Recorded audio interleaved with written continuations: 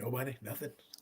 What up, what up, what up, sports fans all over the world? It is your boy, Mac the Giants fan. I'm here with my guys, the Horsemen, NYG Jeffy T, Zion Zenith, Adam Costas.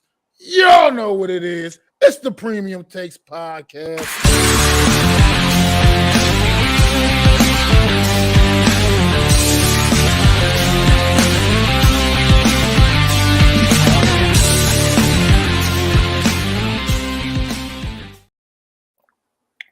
What is going on? Good morning, good afternoon, good evening, whatever it is, wherever you are.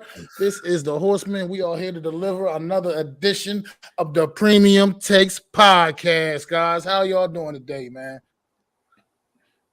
Doing well, doing well. Hope all y'all doing well too. Hope you're enjoying your weekend and you're enjoying some good old-fashioned NBA playoff basketball, y'all.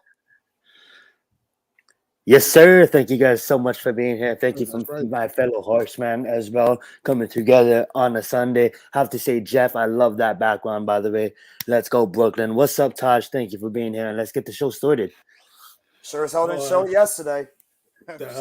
Thanks for being here. Playoff basketball is upon us, and let's get it rolling. Well, as you heard my fellow horsemen just say, the NBA playoffs are off and running off to a fiery start. Yesterday, man, we got the things kicked off with the Sixers and the Brooklyn Nets. You know, how y'all feel about that, Jeff? Let's talk about it, bro. Oh, it was disgusting. It was disgusting to watch in the second half, especially. They kept it close at least. It was close throughout the game. But the Nets just played way too much ISO basketball on offense. They were too busy chasing on the outside on the defense. Philadelphia could not miss from the outside. They made 21 three-point shots. Besides Mikal Bridges and I guess a little bit of Cam Johnson, nobody else on offense really showed up at all. It was the Joel Embiid and James Harden show, which made me sick that Harden got a triple-double in that game yesterday. And the Nets, they got to really do a better job taking care of the basketball in this second game. They got to do a better job of getting their teammates the ball in transition, getting them some better open shots, stop playing ISO one-on-one basketball. Adam made a great point when we were doing the live stream yesterday. This team plays like Kyrie Irving and Kevin Durant are still on the team, when in reality, they're not. So, I mean, this team is they're adopting the philosophy that they have superstars that are capable of breaking down defenses one-on-one, and they don't have that. They're a three-point shooting basketball team that needs to get the ball on the outside. And then you have somebody like Dinwiddie who can penetrate to the hole, go into the basket. And then Bridges, who's still developing his offensive game, although he was great yesterday. So the Nets have got to do a better job taking care of the basketball. They got to do a better job with their shot selection. They got to do a better job on the outside on defense. They got to change up their defensive philosophy because what they did yesterday, it didn't work. Absolutely. Couldn't have said it better myself, Jeff. But the thing that irks me about when you play a team like the Nets, if you watch what's happening across the NBA, even if they do get into their half-court set, the guys are moving. The problem with the Nets is they had flat feet. They weren't moving. They weren't creating off the dribble to allow second-chance opportunities. And then, of course, they're getting beat on offensive rebounds. That's another thing that you know, gets I'm sorry to interrupt you. There's breaking news. Tyler Hero apparently broke his hand. Just broke. Yeah, Jesus. Tyler Hero just broke his hand. Well, that's unfortunate news for the Heat. Yeah. But the Nets, what they need right now is a good player to come up and step up for them. Everybody across the NBA has had someone do that. They've had someone facilitate, right? You're also not going to win with 17 turnovers. That's not going to help you. The Nets weren't ready for the moment. They didn't play good offensive basketball, and then when they didn't play that good offensive basketball, what would happen is they would not be able to be back on defense. So then they would give up the easy bucket down at the other end, and that's what's plaguing the Nets in the late third into the fourth quarter, and that's when they lost the game because once they got out of their flow, once they started to double team, triple team Bridges, and they had no real guy who could create on the dribble off his own. Like Dinwiddie can do it, but if Dinwiddie gets slowed down, it's a lot harder for him than when he takes the ball up and he just starts to attack the basketball. So for me, the Nets have to do a couple things. Don't turn the ball over as much. You're going to turn it over. Don't turn it over as much. Play better defense because that's going to allow you to get more rebounds. Okay, you can't be outboarded in this game.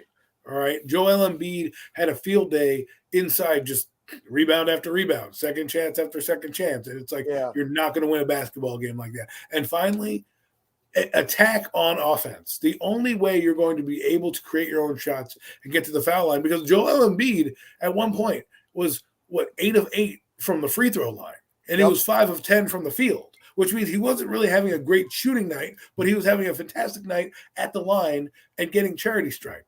If you're going to keep doing that and giving away free points, you also have to attack on the other end to try to get free points of yourself, because free throws are an equalizer in a game. If you make them, that could be what puts you over the top. And the thing that makes it so frustrating, Adam, is that what is this Nets team based on? 3-point shooting. Curry, Johnson. Cam Johnson was making shots. Why wasn't he getting the ball more? His shots were falling down. Was Dorian Finney-Smith even in the second half? I don't even remember him playing. I know he's not a great player. I mean, we're not saying he's the savior, but he can make 3-point shots. Dinwiddie. I mean, where was Edmund Sumner? Maybe we have to dust off Cam Thomas because we need somebody that could give us a spark offensively, because if they keep doing the type of offensive philosophy they did yesterday, this team is going to lose in 5 games or could get swept. Where's Cam Johnson from again? Are those him and Bridges from Phoenix? He came from Phoenix. He scored 18 last night. So let me tell you, the 2 guys on the team that had the best outcome are the 2 guys with the most playoff experience. Okay, that's what happened. So those 2 guys came to play, Bridges and Johnson. So you saw that. And I think with the rest of the team, even though Dinwiddie's been in the play, had flirted with the playoffs with his other teams, I don't think they are ready. I don't think it just felt like the Nets did not have an answer for anything that they did. They couldn't change up defensively. They didn't understand how to get a damn rebound. All right. When they had their opportunity, they had 3 or 4 guys standing at the 3-point line, not penetrating to the basket. And you can't win basketball games when you have nobody underneath to grab a board. And then they would turn around, Philadelphia, run down court, and find the cutter, find the guy in the basket. Because then on defense, we lost our spacing. And it's just like the Nets need to come out and play competent basketball, and they might have a chance. The defense is horrendous. It's absolutely horrendous to watch the time. Looks like they need more production from the bench in general, man. Seth Curry led the way off the bench with 10 points. Really, nobody else on the bench seem to come in and do much of anything, provide much of anything. They need a lot more help from their bench players, because I don't think their starters alone don't stand up well to the Sixers team necessarily. They need a lot more production from guys off that bench to help them power through this, get through this series. They have to play above. That's where I see levels. Yeah, the bench was horrible yesterday. Royce O'Neal, who's actually been a good spark plug off the bench for this team for the most part, his shot wasn't falling yesterday. I mean, Day'Ron Sharpe, bless his heart, he actually had some decent minutes out there, but he has no offensive game right now. He's not going to handle somebody like Embiid. I mean, Joe Harris and Seth Curry, they are so one-dimensional. If they're not hitting their threes, they are useless on the court. They can't play defense. They're not good at facilitating the ball. They don't rebound. All they are is spot-up 3-point shooters. Joe Harris does nothing. Now there's Curry. If their shots they don't do anything. They can't do anything. They're useless. They don't even have a mid-range game. They're like a lot of these teams have guys who can take mid-range jumpers. I mean, look at what Miami right now. I don't want to spoil it too much. They're penetrating the basket, and guys are cutting underneath. That's getting open. The Nets are standing at the 3-point line, hoping that someone's going to make a shot. They're like, I'm here. Throw the ball out to me. I'm open on the outside. That's all. And then that makes it too easy for the defense, because then they're not worried about you cutting, right? So they can get an extra defender towards the ball. That's the reason why Bridges is getting covered by 3 men, is because there's nobody cutting underneath the hoop. I feel bad for Claxton too, because I think Claxton is a good player. It's just the problem is I think they try to hope he could be more of an offensive guy. And the reality is Claxton's role on this team is he's a defensive style center where he's going to go out there, block shots. He's going to rebound the basketball. He's going to get you your dunks and alley-oops and stuff, but he's not going to go out there and have a great mid-range game like some of these other centers in the NBA, like a Jaren Jackson and Adebayo. Yes, but you have to have – the problem is these kids they can't play both ends of the floor sometimes. And they get so far in their head, like, if you can't do anything for me, then dominate rebounds. If you can't score, get rebounds, steals, play defense. If you're going to score and you want to lack on defense, then give me something on the offensive end. Because when you give me nothing, it doesn't help. Which is a shame because Claxton's actually all right. All right, fellas. Zion, you got anything on this matchup? Or do you want? No, they said that. They said that perfectly. Let's move on. Let's get it. It's more about all right. Let's go to what was probably easily, probably, in my opinion, yesterday was the most laughable basketball game yesterday. The Atlanta Hawks traveling to Boston, taking on the number 2 seeded Boston Celtics. Man, I mean, this final score was not indicative of how lopsided this game was. This game was absolutely lopsided. The Boston Celtics just murdered the Atlanta Hawks. They're up, 30 at like halftime, I believe. Something like that. How y'all feel about this matchup? And do you feel like the Hawks have any chance of getting back into this series? Hell no. This is probably the worst first-round matchup out of any series so far in this first. The Hawks should be thanking their lucky stars that they had such a great shooting night against the Miami Heat. I'm sorry, the Heat couldn't hit a shot that game because this is a horrible matchup for the Hawks. Dejounte Murray is a solid two-way guard. I think he's the best player on that team. Yeah, I said it. I think he's the best player on that team, not Trae Young. Trae Young, to me, if he's not getting a shot to fall, you're not really – I think he's a decent guy when it comes to assisting the ball, but his defense is something to be desired. John Collins, I'm surprised the guy hasn't gone traded yet. He's so inconsistent. He's always injured. Capella is more of a defensive center. DeAndre Hunter, he's all right, but I mean – that Celtics team is like a well-oiled machine. That's such a bad matchup for that Hawks team. I would not be shocked that that's a 4-game sweep. I like you said, Mac, before, I'm shocked it was even that close at the end of the day. That Hawks team doesn't have the personnel to be able to handle a Jaylen Brown, a Jason Tatum, a Marcus Smart, Robert Williams, Al Horford, Malcolm Brogdon, Derek White. It's just too much firepower on that Celtics team for that Hawks team to be able to handle defensively, and this is gonna get ugly. Wouldn't be surprised if the same thing happens in game 2 and it ends up being a quick 4-game sweep. It's gonna get bad. Yeah, nice, Randy. Nice, bro. To just stay real fast. Absolutely, Jeff is 100% facts. This is like a little warm up before the playoffs actually get started for Boston. You know, Boston just treating this as let's get our things rolling, let's get things off of our feet, and that's all I have to say about this game.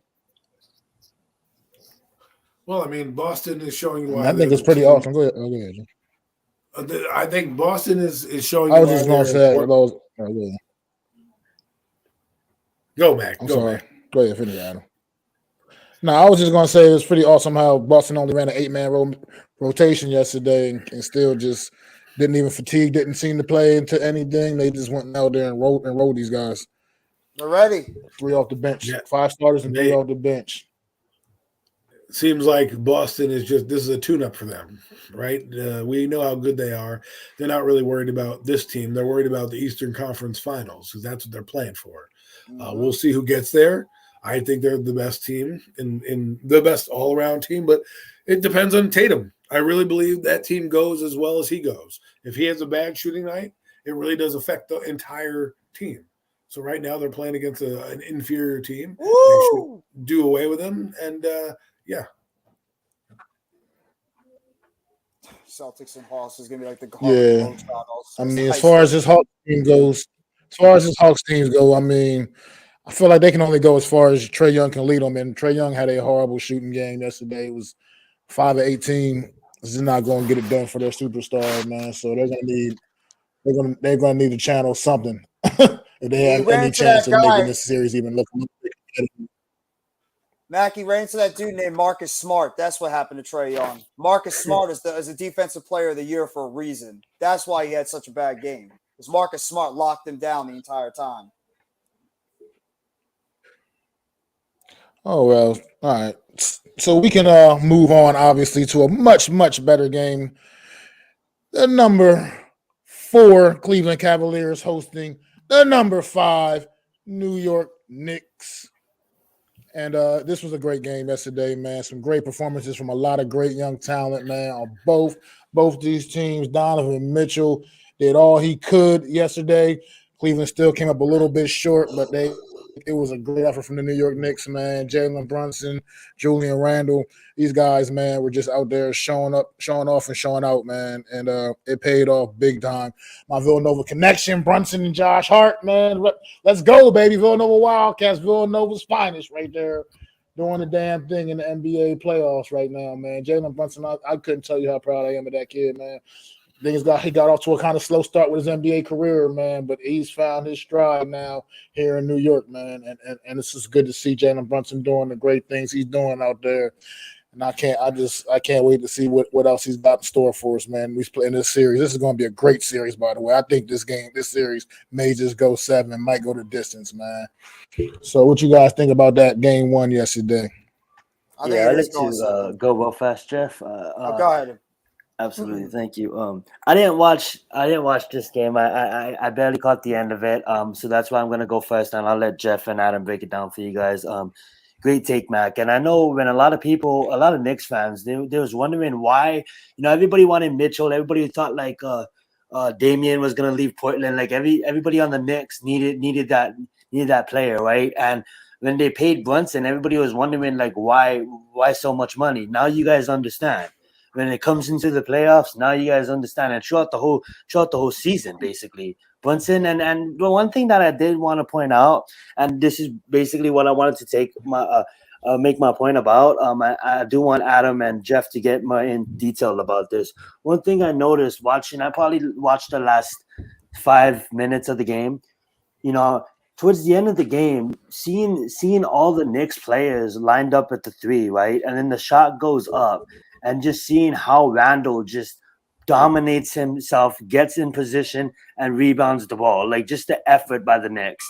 And I want to ask Jeff and Adam, like, was that energy there all night? Just the effort, you know what I'm saying? Who had the momentum and was that energy? Did the Knicks show the energy all night like they did in that final 2 minutes? Well, I think I'll give you two. I'll give you one person who I think I can attribute to their energy from, and that's their coach, Thibodeau. Okay, the guy's been a solid coach. He had to build something. Knicks fans were wavering. Is this guy what we need? And yes, he is what you need. Last night was the best I've seen a Knicks basketball team play in years. They had defense. They scored big buckets in a timely manner, and their stars came to play. And they looked like they were a well-coached basketball team out there. So I'm going to give my hats off to Thibodeau because I don't think he gets enough credit for doing the things that he's done, for being the basketball savant. Remember, he took a Bulls team to the Eastern Conference Finals with Derrick Rose, and they had some good teams after that. He just needed time to build, and you're starting to see it. And Brunson is what the Nets lack. They lack a guy who can create a shot, create a basket, without Brunson, the Knicks don't win that game. That's how phenomenal that kid played. Okay. And not to mention good defense on the other end, because when you give up 14 turnovers in a game and you only give up 6 points off of those turnovers, that means you're playing hella defense, right? And you can say whatever you want about, the Cavs not being, Mobley not making his shots. And I'm sure those will go down. I'm sure those are nerves. I'm sure in the next game, you're going to see him have a better production game because, again, those Cavaliers have never played. You saw Donovan Mitchell, though. Big game experience. Guy dropping 40, still out there, still doing his thing. So what I think the Knicks need to do in order to win this game, keep the energy going. That's one thing. Play great defense and make sure you limit the turnovers because that will come back to bite you in the end. Don't let the 6 points fool you. When you have 14 turnovers in a game or plus that, they had more turnovers going forward. That'll eventually will derail your team. I mean, absolutely. I think the Cavs, they might have the young talent on their roster to be able to take advantage of some of the mistakes that the Knicks made in a normal night because the Knicks made a lot of mistakes last night. Julius Randle and RJ Barrett were turning the ball over at an absolutely alarming rate for a lot of the time. And I can understand why Knicks fans are so frustrated when it comes to a player like Julius Randle because he goes out there and he does some great hustle plays. He goes out there and he's a good low post offensive player, and he's good at rebounding. But he does some infuriating things that make Knicks fans nuts. But I mean, Mac, you just pretty much, you should be a proud man right now. I've seen your 3 Villanova Wildcats and how they're playing. I mean, Bridges is emerging like a superstar in the league. Brunson is probably already a superstar in the league, and Hart is just one of those gritty players. All 3 of them are great players coming into their own this year. But Brunson, I mean, here comes Milwaukee. Brunson, the Middleton effect. I'm going to say with Milwaukee this game right now, the Middleton effect. But the Brunson right now, you wanted that Knicks team. The Knicks pretty much said, Thibodeau's like, Brunson, we're putting this team on your back, and you're going to go out there and you're going to lead this team to victory. And that's exactly what he did. He made all the right decisions in the end. He made clutch big shots. He got the ball to his teammates for them to get the open shot. The Knicks defense was on point. His stats show it. Mitchell Robinson was an X factor in that game too. And his defense in the interior, Hartenstein made some plays off the bench. The rebounds. Toppin. I don't know what the Knicks brass is thinking. I would not trade Obi Toppin for anything. I think he's a good player. What's going on, Earl? Quickly had an off night, but we know how electric that kid is when he has the ball in his hands. I mean, that Knicks team, I think this is going to be a hell of a series, and I think I'm actually picking the Knicks to win. I think the Knicks, because of Brunson and what he's going to be able to do, and if Barrett and Quickly can give them something consistently offensively, that Knicks team is a team to look out for in that Eastern Conference, because I think they have the defensive mentality. I think they have some veteran players on that team that have playoff experience, and then, like you said, they have the coaching. I trust a guy like Tom Thibodeau out there to be able to get his team in the right position to be able to succeed with the players he has on this roster, because he has that old school mentality. So that's exactly why I think the Knicks had a hell of a performance yesterday, and kudos to Thibodeau, kudos to Hart, kudos to Brunson, Randall, that entire team for the job that they did. It was phenomenal to see them actually do well. And I just feel, to me, the New York Knicks played the type of scary playoff basketball where you're like, man, can they do that magical run and get to the Eastern Conference Finals? And if they do, would they be able to match up well? Because right now you can arguably say they played the best defensive game of all the weekend. So for me, good kudos to the Knicks. I know I'm a Net fan, but the Knicks make the playoffs worth watching when they're in it. You know what I mean? They're part of the, there's certain franchises when they make the playoffs, you're like, man, it feels good that team's in the playoffs. Pittsburgh Steelers are one of them teams. The New York Knicks are one of those teams. So yeah, Knicks, Lakers, Celtics. When you get those big franchises in the NBA and playing well in the playoffs, it's the best thing for the NBA. You need those major markets to be involved and be a good basketball franchise going forward. And you see it with the Knicks, how they performed yesterday. We'll obviously get into what happened this afternoon, but you need those big market teams to represent your league and be able to be good, staples for your league going forward. And it's great. As much as I don't like the Knicks, obviously as a Nets fan, it's a good thing for the NBA, and it's a good thing when the Knicks are succeeding. As a basketball they're the heart of the city. They're the heart of New York City. Basketball is the heart of the city, and when the Knicks are playing well, it's just a different feeling in that city overall. I agree.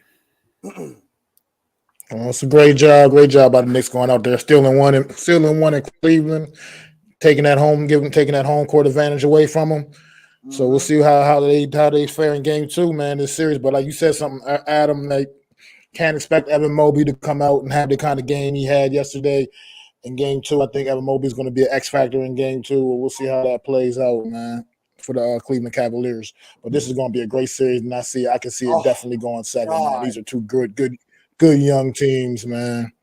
Old school it's going to be fun to watch. Yes. Now let's get to the nightcap last night. The nightcap. Finally, the NBA playoffs have come back to Sacramento, and it was absolutely lit in that arena last night. The Sacramento Kings hosting the Golden State Warriors. This game had everything you could ask for. They had that Kentucky connection going for the Sacramento Kings last night. Malik Monk, and DeAnthony Fox. This was absolutely an amazing game, man. Great performance by these kids, man. And Sacramento, man, getting their first playoff win at home in 17 long years. Long time coming for the Sacramento Kings back in the postseason, man. Good to see them get this game one in at home, defending their home court and still maintaining that home court advantage in this series, man. Guys, what you got on this one last night, man? It was an epic performance, epic game. Light the beam, baby. I'm getting behind that mantra, baby, because last night the Sacramento Kings, they did light the beam. Okay, let's be honest. That game was up and down the entire time, and there's a shot where you're like, Golden State's going to take this. There's no way this team is overcoming, and they found a way to do it. And let me tell you, the Warriors weren't doing much offensively except chucking moonshots from left and right because I'm sitting there watching the game. The Sacramento Kings would go up, they play defense, and there's Curry throwing a moonshot up, and of course, it splashes. And you're like, dude, how can you play defense when the guys can shoot from 26 feet away? It's like I can't do it. And yet what did they do? They went down, they penetrated, they got the Warriors in foul trouble at the second half of that fourth quarter, and that's what did the Warriors in because at that point they were just too tired to keep up. And let me tell you real quick, the Warriors are a hard out because unlike some teams that might fold, when you got them Splash Brothers on there, man, and they can shoot from the other side of the gym. I feel like every spot on the court you have to defend. There's not a spot you can't defend. On that floor, when they get the ball on their side of the half court, on the offensive side of the half court, you have to defend the entire half court. That's how ridiculous it is to play the Golden State Warriors. 14 times to the foul line, 14 times making a foul shot. Malik Monk, that's what he did last night. You want to talk about being able to break down that Golden State defense? That's exactly what Malik Monk did, including being able to go out there and knock down his three-point shot at a consistent rate. Monk has made such a turnaround in his career. I love seeing it because the fact that this kid was dying out there in Charlotte, and now he's back over there with his buddy in Kentucky, Mr. De'Aaron Fox, who want to talk about a grown-ass man? That dude is a grown-ass man, and he turned into a grown-ass superstar with the way he played last night in that game against the Golden State Warriors. He is one of the best young point guards in this game, and he showcased his ability last night in a big stage. He outplayed Curry, as great as Curry was, and like Adam just said, anyway, you give these guys the smallest space in that court between Klay Thompson and Steph Curry. They're still knocking down those threes. In fact, Curry, he had like the littlest space. He literally stopped and just chucked up a three, and it somehow went in. Thompson did it too. But, I mean, De'Aaron Fox and Malik Monk, you want to talk about emerging young stars in this league that went out there and they showcased their abilities? Those two young players really stepped their game up and show that they are going to be a force to be reckoned with. And this Kings team, they are lethal. They are deep. They got a great head coach in Mike Brown. And if this team can find a way to tap into their total talent, and Sabonis didn't even have a great game last night, and that dude is lethal. He's like another Jokic with what he could do on the court with his ability to facilitate the basketball, be a low post presence, shoot the basketball. He's terrific too. Herter had an all. That's the thing about this Kings team what makes them scary is that some of their guys that normally play well, they didn't play well last night. And they still, because of what Monk and Fox did, they still were able to just do enough to take care of that Warriors team. And that Warriors team, they got a heart of a champion. They are going to be a tough out to get out of. And even Draymond Green, who didn't play that great last night, he still had somewhat of an impact on that in that game. So this series is electric.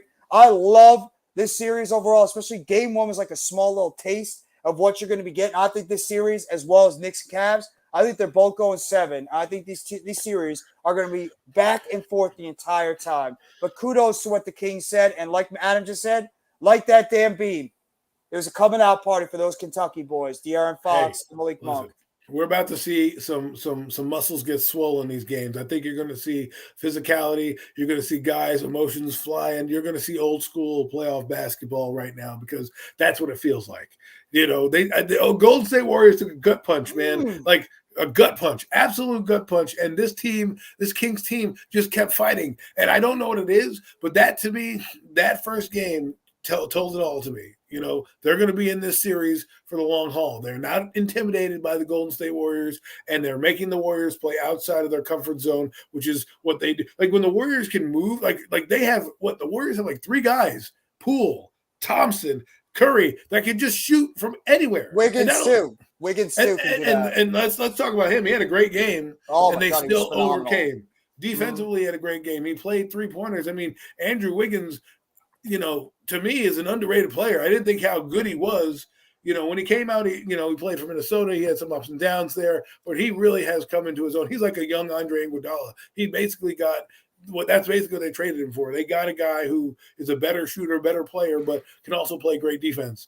And we'll see what happens with the Kings going forward. If Sabonis can come through, I'd like to see him come through. I hope it was just playoff jitters, a little too much pressure in his own head, because you want to see guys like this play well at home. That's what you want to see them do, because home is where you're supposed to be comfortable. If you had that game in Golden State, I'd understand, but you're at home. You gotta come through in game 2. He's a big factor in the series. I think the Warriors should be sick after what happened to them. I think they really had an opportunity, and they just took up some reckless shots at the end of that game. The nonsensical shots that they thought were just going to fall. I mean, the shot selection by the Warriors was very questionable at the end of that game. And they're probably kicking themselves because they really should have won that game. It was good defense, but some of those shots. But at the same time, they were making them too. At the same time, they had Andrew Wiggins. Andrew Wiggins had a wide open shot in the corner. He couldn't sink it. I mean, he was wide open. I mean, that wasn't a bad shot. That would have a good shot. Tied the game up or something, I believe. Maybe that was a. And then you had Steph, even at the end, Steph Curry at the end, late there at the end. That last shot. I mean, the fact that he got that kind of a look. I mean, that shot could have easily drained that as well. So, I mean, it's just a great game all across the board. I mean, I think maybe the Warriors need to get a little more offensive production out of another one of their stars, and Draymond Green. That 4 points, he's got to add a little bit more, come with a little bit more to the table than that. Help his team out. Get those hard points in the paint. I mean, I know Sabonis he's nice, he's good, but at the same time, got to get a little more production out of Draymond Green. He did chip in with the 11 assists, 9 rebounds, and everything, but you still need some more. You need a little more scoring out of him right now to help lead the way, because this is a good young Sacramento Kings team, and like you said, they're not intimidated, they're not scared, they're not going anywhere, and right now they still have the home court advantage in this series. They did not lose that last night. We'll see what happens in game 2 if the Warriors can take that away from them in game 2. But this was an incredible performance, man, last night. And like I said, just props to Sacramento getting their first playoff win at home in 17 years. And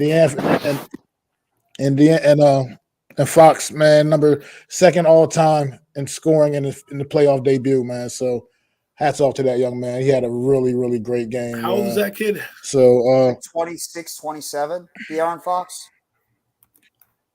So that took De'Aaron Fox is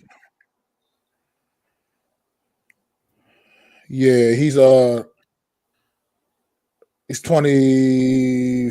He'll be 20. He's 25, 26. 25, I mean, 25. He'll be 26 on his birthday. December.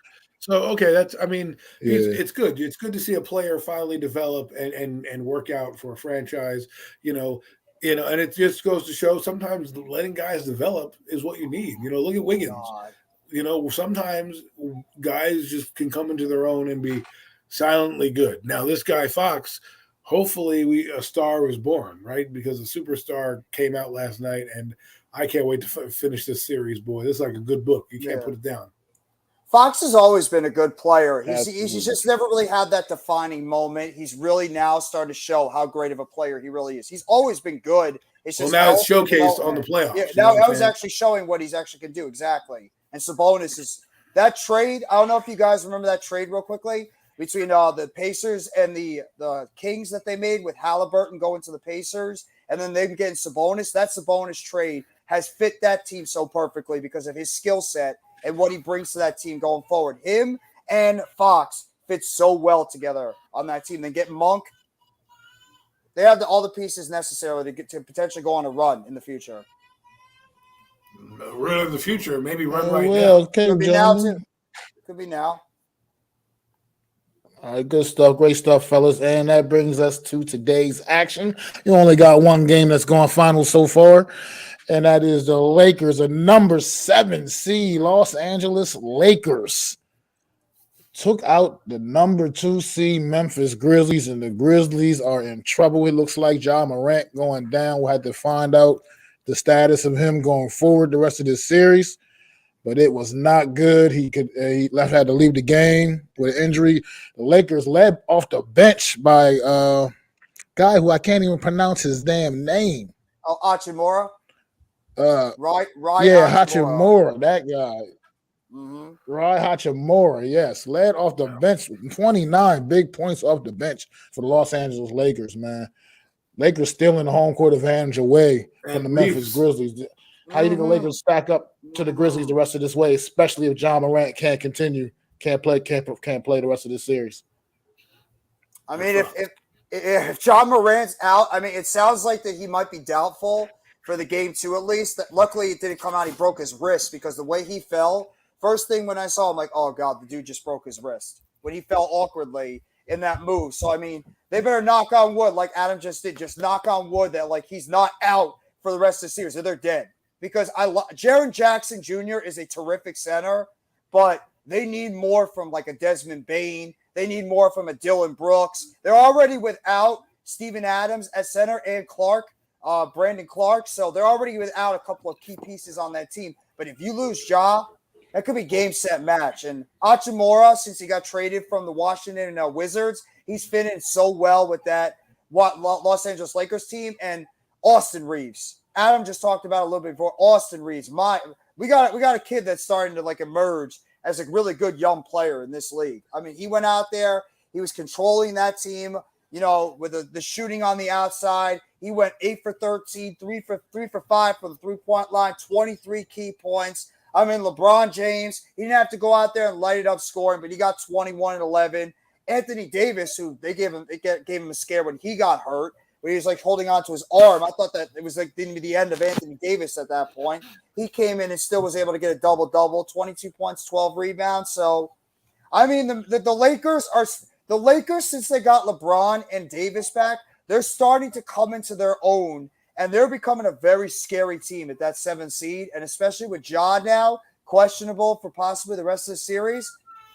I think the Lakers have control of this series now. It's all going to depend on what's going to happen with Ja, but I would not be shocked if the Lakers take this series now because I don't know what the Grizzlies are going to be able to do without Ja Morant. That's taking a major piece out of your offense if he's not going to be able to come back in this series at all. So, yeah, I just think it's just a great job by the other players on this team, like an Hachimura, like a Reeves, like a D'Angelo Russell and a Dennis Schroeder that stepped up their games today, and obviously Davis and LeBron doing their things too.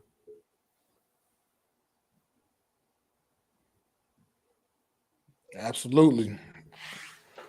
Got anything, Adam? Zion? You got anything on this one? The Lakers look pretty good right now. We'll see what the injuries do to Memphis. And it always seems, it's funny, like the Lakers get a team that's a little banged up, they might move on because this team is, they're the Memphis Grizzlies. They're not 100% a powerhouse. They've been here before, but let's be honest, without their star kind of spacing the floor, you saw what happened. I think the Lakers, to me, watching the Laker game today, I was like, wow, they actually have players that when LeBron leaves, they may still be able to compete a little bit, when he does move on at some point. Because I'm telling you right now, LeBron's looking his age a little bit. I mean, he is making shots, but clearly, he's not there. He hasn't had that statement game like he normally has in the playoffs where he's dropping like 40 and having a double and dunking on everybody. This game kind of like he picked and chose his battles. He took a three-pointer that I didn't think was going to go in, but somehow went in. He took like a 25-footer, and you're like, what is he doing? And it, of course, went swish. But we'll see. We'll see what happens as we go forward. But I think that the Memphis Grizzlies are in trouble. Zion? Yeah. Well said. That was basically going to be my point as well. Like, just basically with Ja Morant, looking at Memphis, I don't think they have the manpower. I don't think they have the bench. Like, yeah, they could come on and play great basketball, but you're gonna have to play damn near perfect basketball. Now, Thank you for the Lakers scare, like Jeff mentioned, because honestly, like Stephen A was saying at the half, like if Anthony Davis didn't come back into that game, I don't even think Anthony Davis puts on the Lakers jersey next year. You know what I'm saying? And that being said, like we're lucky he did, and I want to see the Lakers, make a run because honestly, I want to see the best basketball. Hopefully, John Morant can make his way back, but it doesn't look like that's going to be the case. And I don't think the Memphis Grizzlies without John Morant has the manpower to compete with the Lakers. I will say one thing real quickly. Jaren Jackson Jr. is a terrific center. I didn't think he was as good as he was offensively. Dude had 31 points today, and he was a menace in the middle of that court. So if Morant has to miss some time, that's the dude that's got to really start stepping his game up because Jaren Jackson Jr. is a lot better than I thought he was. That dude is a monster in the center position for that Memphis team. They got it down there playing. What number is he again? What number was he again? I think he's 13. Okay. He's really good. Like he put up 31 points today, and he's like I think he's one of the leaders for Defensive Player of the Year. He's terrific. What I want to see more of is more in-game adjustments by coaches. I feel like they're letting a lot of teams get hot, and I feel like in the old school days you would hard foul that player, or you'd do something within the rules to kind of shake the momentum up a bit because that's what I feel is missing from some of these games, like with the Warriors, like the Kings. I think what they needed to do, and I don't want to be mean, but give a little shiver, give a little physicality to Curry, make them earn the shots next time, make them go up and be physical because I think that's what's going to take them out of their games, right? And with the Lakers have length. If you play right into their hands, if you don't body them up, they low posted LeBron James for the first time in a while. So you got to figure out how you're going to defend him because he can't be. LeBron James is not a low posting player. If he's doing that to you, that's bad news because he doesn't like to low post unless he absolutely has to. So figure out how to get him out of the paint area and open it up a bit for you, and you might be able to secure a victory because that's what you need to do. When you got guys crashing the boards, that's what changes the game. Offensive rebounding has been key in these basketball games and these blowouts. Well, all right. Good stuff as usual, fellas. Good stuff as always. And now we got one game that is nearing the end. Excuse me. Zion, I know I'm going to let you set this one off, man, because I know you are feeling pretty proud, like a very proud Miami Heat fan right now. In game one, as they have been in full control this whole game, I'm not going to, I don't want to rain on your parade, but I mean, the early injury to Giannis definitely has had an impact on this game for the Milwaukee Bucks. Him not being able to return is this clearly this team is just they've been all over the place today. But props to the Miami Heat because they came out with a great game plan, well executing everything well. Jimmy Butler is a man on fire. His first half was absolutely amazing, and they are right now they're up by 11 right now with a little under 10 minutes to go. So they got to hang on. This game's definitely far from over. But how you feeling about your Miami Heat right now, Zion? I feel absolutely amazing. I'm just gonna rewind the clock just a little bit. I just wanted to say, like, this team suffered a lot of injuries, and to see them play through, and fight through the play-in tournament, like Jeff mentioned early on in the show, he was missing a lot of shots against Atlanta. But one way or another, this team just doesn't want to go out. This team is a fighting. They always come back fighting, and there's always one player that always shows up against. And besides our Goku and Jimmy Butler, there's always one Z fighter that always shows up. And the Z fighter against the Hawks was Kyle Lowry. Kyle Lowry showed up 33 points off the bench. If you look at against Chicago Bulls, we have powerhouses like DeRozan, powerhouses like Levine. We had another player step up. In Max Strus, dropping 31. And not only that, shout out to Bam. The whole reason why we actually beat the Chicago Bulls is like, Bulls. You don't have to have the points. You don't have to have points to determine the outcome of the game and to control the game. With 17 rebounds from Bam, that controlled the offensive boards, and that's how you get it done. And to speak on this game, like, I'm just proud of my team. And yes, like what Max said, that's definitely, it kind of evens it out a little bit, you know, with Giannis getting hurt, because I still don't want to overlook the Bucks with the deep bench and with as much depth that they have on their roster, and how much shooters they can just come out and not miss, you know. But the one thing I noticed early on before Giannis got hurt is we can't let the Bucks get comfortable, you know. We just have to play them fast, and that's exactly what Miami did. We had the lead and we controlled this lead. I think we was up 8 before Giannis even got hurt. Every time before Giannis got hurt, and hopefully Giannis, I don't think, I'm hoping for the best, but you know, it looks like a lower back contusion. So hopefully he can get, you know, I don't know. I really don't want him to put his body at risk, but I do want to beat Milwaukee at their best. And that's always kind of the fan I've been. I want to beat the team at their best, you know. And that being said, if you look at the way we kind of controlled the story of this game, I'm watching the game right now, guys. That's why I haven't been really saying much on the cast, fam. Thank you guys for all your support, and thank you guys for being in here and watching us on this great Sunday. That being said, but when every time Giannis tried to drove, we had 3 people getting to him immediately, and he had to pass it out, and then we had people hustling. That's one thing I love about the Miami Heat. We always know how to show up and bring the heat. If you look against the Hawks, we was down by a lot.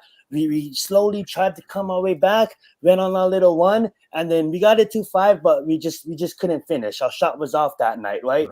But shit, give us 7 games. Give us 7 games. You know what I'm saying? I love him. That being said, though, against the Chicago Bulls, look how we finished that game. Last 3 minutes, a 15-1 run. You know what I'm saying? Look how we stored in, and look how, you know, this game is 4 from over. You know, they got a lot of great shooters, but look how we've been playing them, you know. And shout out to Kevin Love. Just talking about Jimmy Butler is going to be Goku. We need another player. Look at Kevin Love, man. Look what Kevin Love's doing this game. It's just amazing. You know, it's amazing to see. We have, I believe, truly, and this is truly from my heart, we have a roster that can compete with any team in this league. And the game is 4 from over. This is only game 1. The series is way 4 from over, but I'm super excited and I'm super happy, and I hope we steal this game from Milwaukee. And I'm gonna pass the mic over to you. And there it is, another shot. You know, that's how we do. We can score. Miami can score. We have shooters. You know, our 3-pointers was off, but we can get it down, and we can hold our own with any team. I believe Kevin Love, an asset that we got after oh my God. You know, I believe that we have a good matchup, and we can match up against any team in the league. And I still hold my place, and I do believe that this team will find a way to win it out. And let's get it. I'm gonna leave it at that. Well, I mean, hey, listen, this is why real time is fantastic, right? Because you're sitting here real time watching a game, watching them fight. We'll see. Milwaukee, last time I saw them play without their superstars, they didn't have Middleton. So Middleton needs to be the guy. He needs to be the guy. Well, he is the guy. guy. He's been great. He's been great this game. I mean, but right now they're down. Well, I'm behind. They're down by 11, but that's who, if they want to make a run in this game and keep winning, he's playing well now, but like, give him the ball. Let him ride. This is why you paid him all that money. And this is running. The offense is running through Middleton right now. Absolutely. The offense is absolutely running through Chris Middleton right now. He's 30 points. He's balling. He's balling. Just want to point out some stats in this game. Middleton, 30 points, 8 rebounds, 2 assists. I want to also shout out to Holiday, you know, doing his thing as well. We got 13 points, 6 rebounds, and 14 assists. Obviously, Holiday is sharing the ball, assisting, fundamental, absolutely. And then turning over to Miami, I want to point out Kevin Love off the bench, man. 18 points, 8 rebounds, 1 assist. Big on Kevin Love. And, of course, your Goku of the squad, Jimmy Butler, 33 points, 4 assists, and 33 points, 4 rebounds, and 10 assists. So this is going to turn into a good game. This is going to come right down to the wire. And hopefully we can keep strong all game, because this is the number 1 seed. And they're the reason they're the best team, man. They're not number 1 for a joke. They're the best team right now in the Eastern Conference. And hopefully we can steal this game at home. If I'm Middleton, I'm going right up to that guy Carter right now and say, what were you doing? I'm wide open on a bunny hop layup. You're getting the ball, momentum, timeout. I would be in his ear hole. Sorry, Jeff. No, it's okay. I'm going to get some water real fast. Carter's a good 3-point shooter, so he's probably seeing if he can get that step-up 3-point shot. I mean, I look at the Heat and I see these bit players like a Caleb Martin, like a Max Strus, like a Gabe Vincent. I look at them compared to our team, Adam, the Nets. This is what we expect from guys like, how you doing, Miz? Like guys from Joe Harris, from Seth Curry, from like Royce O'Neal. This is what their job is. They're the same type of players as these Heat players. Yeah, Heat players off the bench.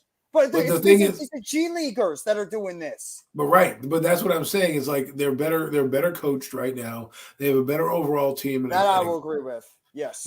So we can sit here and argue like, hey, the Nets need this. The Nets are young.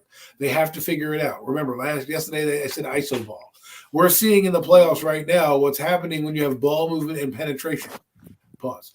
You know what I'm saying? It's allowing you to open up shooters. It's allowing you to make moves, right? Their stars aren't stagnant. Mikal Bridges is getting triple teamed. Where's the rest of the guys? Where's the guys hitting shots? Sitting behind the 3-point line. That's where they are. Right, exactly. They don't have any offensive. Like, I feel like the Nets are a bunch of, non-scoring players. They're just a bunch of average players thrown together. Here you go. That they need guys who are gonna they need help from Mikal Bridges in order for him to flourish. They need to take the pressure off him while he grows, and they don't have that right now. If Dinwiddie doesn't do anything and make a second scorer, you got nothing. So and it's got to be Cam Johnson. Cam Johnson's got to stop being so damn inconsistent because he's capable of putting up 30 points. He's done it. He's just so up and down with his shot. Right. He's got to be a guy that's got to also emerge. It can't just be Mikal. We got both those guys for a reason. They call them twins for a reason. Mikal Bridges and Cam Johnson. Johnson has also got to start stepping up his game too. But just to go back to the Bucks. All right, fellas. All right. Go ahead, Jeff. Wrap it up. I was just going to say real quickly, the Bucks, Middleton is the guy. You made it. You said it before. If Middleton is playing as well as he is right now, and hopefully Giannis will be okay, and I know the Heat, they also suffered. They suffered a monster injury too because Tyler Hero losing that dude. Losing Tyler Hero is a major blow to that team. He's one of the best 3-point shooters in the league, so that's going to be a major injury. They're going to have to work around too. But if Giannis is able to come back, the reason why the Bucks won the championship a couple of years ago was number 22, Chris Middleton. That dude he's one of the most underrated, not talked about superstars in this league. He's a terrific player when he's healthy. He just gets hurt all the time. But that dude is once again going out there in a playoff series and playing great. That's Chris Middleton. Poor man's Kevin Durant. He's such a great player that never gets the respect he deserves. And so is that number 9. All right. Oh, Portis, yeah. Great stuff. Portis is having a great game as well. Let's got one game about to tip off right now. Clippers Suns about to tip off out in Phoenix. Clippers they're gonna be without Paul George through this series. We'll be without Paul George for this series, man. How do you think this series is gonna play out? Can I go first? You think the Clippers have a shot upsetting the Suns in this series? Go ahead. I honestly think now, don't get me wrong, Kawhi Leonard been balling out over the last month. He's been having great basketball. I haven't been watching that much Clippers basketball, but and all these teams been resting their starters now. So but that being said, he finished the season pretty good. But on the other hand, I have, honestly, guys, I still have the Warriors making it because I just think when the Splash Brothers get it rolling, they can get it rolling. But this Kings team is definitely going to put up a fight. But I also just think this Suns team, that's a super team. That is a super team. And if they're all going, you got to play damn near perfect basketball. And yeah, Kawhi, he's one of the best players in the league. But the Clippers, they have a great roster, but I don't see this series going too far. I'm not trying to super team, and look what happened to us. I'm not trying to, but you got Chris Paul as the main facilitator of the basketball. You got Booker as just a dynamic all-around player. You got KD, and you guys know KD. We don't have to talk about KD. And Ayton, Ayton kind of disappoints me sometimes, but Ayton, when he's game, Ayton can be one of the top centers in the league when he's game, but he's never really mentally focused all the way in. But if Ayton locks in, if this team locks in and the surrounding cast with the bench that this team has, and I only mentioned 4 players, but that being said, if those 4 players locked in, there's there's very few teams in this league that can beat the Suns when they're locked in, and I think the Suns will be locked in. And Kawhi is definitely going to have his, but it's going to be one of those moments where Kawhi can put up 50 points and they still lose the game. I just don't believe that the Clippers have the manpower to take out the Suns, and that's just me being honest. Well, I think the Clippers actually do have some manpower on that team that could actually step up and maybe do something. They just got to show it. And one of those guys is one of everybody's favorite punching bags, and that's Russell Westbrook. This is Russell Westbrook's opportunity to go out there right now and be that X factor in this series. With the fact that PG-13 is out now, Russell Westbrook is going to have to become that second scorer on that team, or an Eric Gordon, another old veteran player that they traded for is going to have to be that three-point shooter. I think guys like Zubac, as well as Mason Plumlee at the center position, is going to have to give Ayton some issues. You got Norman Powell, you got Bones Highland. They have talent on this team to be able to go out there and make a difference. Phoenix, to me, they have a great great four players on that team. Obviously with Booker, Ayton, Durant, and Paul. But the bench is not that good.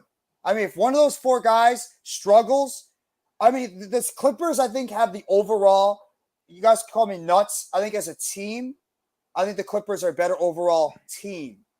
But, when it comes to, the four, best players, you could argue all of them might be on the Phoenix Suns. So, I think the Clippers could take advantage of that center position because Ayton is one of the softest centers. He's a big 7-foot center, but he's so soft. It's so irritating. You bully him a little bit. You bully him at that center position, he's going to wilt. He's going to melt like a whole thing of butter outside in a 90-degree sun day. That's how he is. He's not an aggressive player towards the box. And I think if Ayton can play at the top of his game, that might be the X factor in this series because Booker will get his, like you said, as Zion. Durant will get his. Paul, all he's going to have to do is facilitate the basketball, but Ayton is that X factor. He's got to be able to control that paint, go get his double-double, score about 15, 20 points, and then I think it might be too difficult for the Clippers. But I think the Clippers do have players on that roster that could make a difference. The problem is, can they actually get it done on the big stage? Mr. Number 0, that's you, Russell Westbrook. This is your chance.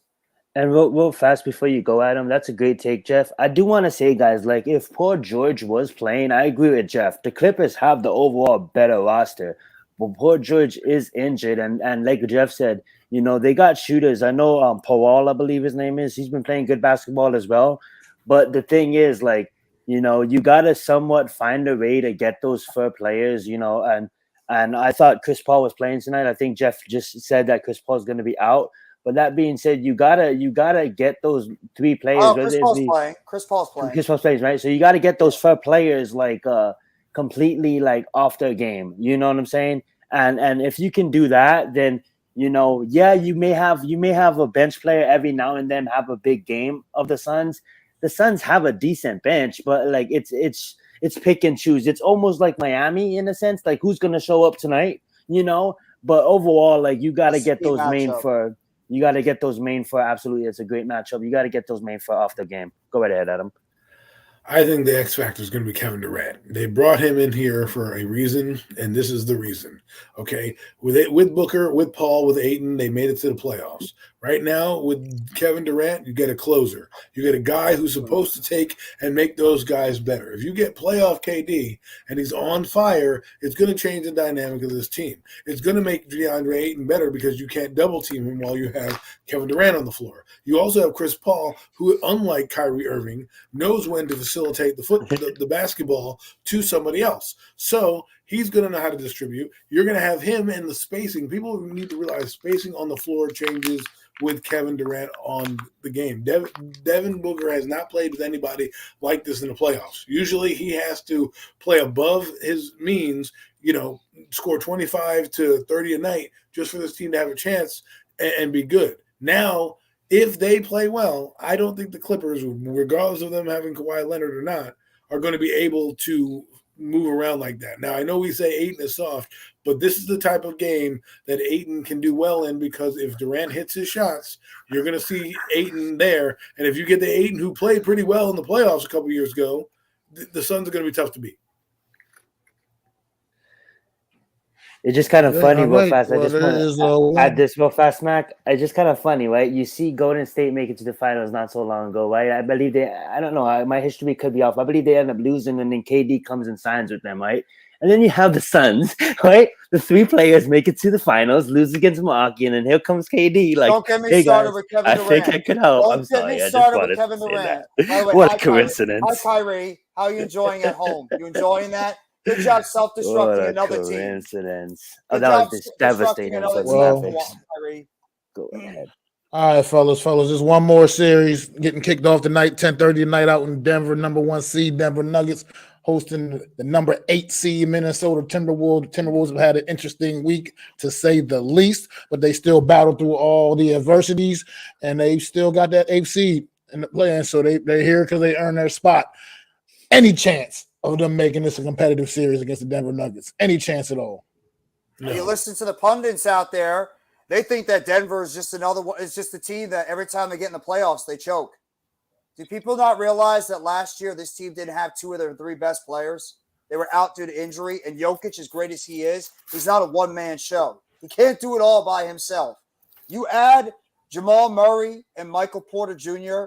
to that already very stacked roster in Denver, that team becomes that much better and more scary of a team to play against. And Jokic, I mean, if Embiid didn't go as nuts as he did this year in the NBA regular season, Jokic once again would have been the MVP. I don't remember a center this versatile at what he can do on the floor. Jokic is just that guy. He's just a different type of player. He is like when you say like the player is him, Jokic is him. That dude can assist, he can shoot, he can low post, he can shoot from the outside, he can do it all. He's not a great defensive player, but he's a terrific player overall. Jamal Murray is seemed to be rounding into form in his game after coming off that torn ACL, and Michael Porter Jr. has taken his game to the next level. They added Bruce Brown, who I loved. I loved Bruce Brown with the Nets. I think that was an excellent pickup by them, getting Bruce Brown. He's just fitting really well with that team. Kadavius Caldwell-Pope has really done a good job as that defensive shooting guard out there who could occasionally hit down and shoot the three. The ageless Jeff Green, the dude's like 40 years old and he's still going out there and playing great. I mean, this Denver Nuggets team, they have pressure on them, but I think they're going out there. Appreciate that. Thank you. They're going out there and they're pretty much ready to show this NBA world that they're not a team that's going to get bounced out in the first round again. And they're going to make some noise. And they're going to be a team that's going to try to go out there and represent this Western Conference. So Timberwolves, I mean, Gobert, I don't know what Gobert's thinking. I mean, Gobert, seriously, McDaniels, why are you punching a wall? Did the wall say something to offend you after the game or something? I mean, that was stupid. The Timberwolves pretty much self-destructed, but because the bottom of the West just couldn't, get itself together, the Timberwolves seemed to sneak into that 8th seed. But I think the Nuggets should be able to handle business and win this in 5. I'm gonna jump in and I'm gonna actually have to disagree. I honestly think I'm looking at this matchup and I'm looking at it the same way I looked at Milwaukee versus Miami's matchup, and not me being a Heat fan. I know Giannis changes the game, but even with Giannis in, my confidence was still high because I do believe like that Miami has the roster to sneak a victory. And look, when you look at how the Timberwolves played the last out against the OKC, with Gritty and Alexander, top young players, yes, will it be hard? Absolutely. Is Denver the number 1 seed for a reason, like Jeff said? Absolutely. Is Joker one of the best centers, in the league? Absolutely. He's number 1 and is already in candidate of on the top 20 list in my mind. You know what I'm saying? This guy, that's how good this center can facilitate the basketball like no other that we've seen in a while. So that being said, I do believe that when you have on the opposing side a center like Cat, a center that can just drop buckets at a dime. When Cat has his night, Cat goes out there and just drops threes. And when you have a young player like Anthony, Anthony hasn't really been playing the best basketball as of late, but when Anthony has his game and when he's locked in, he's truly locked in. And another guy I want to point out is Anderson. Anderson coming off the bench. Yeah, he's good. Yeah, if Anderson coming off the bench, if he has his night and he get him rolling, he's another guy that can be dropping buckets for you. So yes, is it going to be a tough out for Minnesota? Absolutely. But I won't be surprised. I do have probably Denver in a slight edge, but I won't be surprised if Minnesota, gets the victory here. I know that's stupid. I don't want to sound stupid, but Adam must disagree with you because he has bricks behind, so he thinks maybe they're going to be shooting a lot of bricks. If Minnesota can roll, but that's the thing, Minnesota got to play perfect basketball, exactly like the Miami Heat. If we're going to pull it off, we have to play perfect basketball. Will Minnesota play perfect basketball? I'm going to probably say no. I'm probably say it's going to come down to the wire. I'm going to say 3-3, and Denver wins it in the 7th game. Go right ahead, Adam. I don't think it's going to be that as close as you think it is. I don't think it's going to be 7 games. No? I wouldn't even think if it gets 6 games. I think they're going to maybe win 1 game because there's a few teams, I think, in the playoffs that may not have a chance.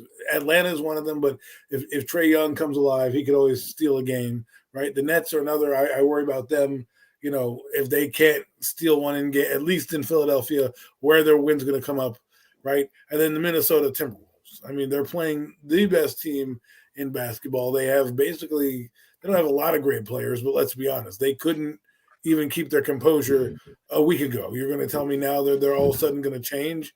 I don't think so. So we'll see how they do it, but I don't think it's going past 6 games, if that. Good stuff, fellas. Good stuff. Let's move on now, man. Let's move on to the NFL. Let's talk a little bit of NFL news, man. We can start at home. Fellas. We are all, as you know, proud New York Giant fans on this panel. We can start at home. We got a little, not much news, but you know how you got to get curious about you guys' opinion. Saquon Barkley, Dexter Lawrence have come out. They're not attending off-season stuff right now because they want to, obviously they're looking to search for those new contracts. I mean, it's May. It's not even May yet. It's still April. I don't give a damn about any of this right now. As long as Saquon Barkley and Dexter Lawrence are on the field in September, that's what matters to me. I don't give a damn what they're doing right now in April and May, as long as they're staying in shape and getting ready for 2023 season, man. How you guys feel about this? I'd like to begin by saying I believe this is why I kind of wanted to bring this up in the group chat, and why I brought it up to you guys in the group chat is because, like, I understand that this is something that it is May and it is an off season, and I'm not too concerned about it in the sense of, in April, absolutely. I'm not too concerned about it. I believe, everything will be worked out. The one thing that worried me, and I wouldn't even say worried, it's just a concerning, watching the program and hearing some thoughts on this program. I forget what program it is, but they made a good point. If Barkley doesn't, he doesn't sign right, and then obviously he's going to be there, and he goes out and he gets hurt, he's not backed. You know what I'm saying? When you're training at the facility, you're backed.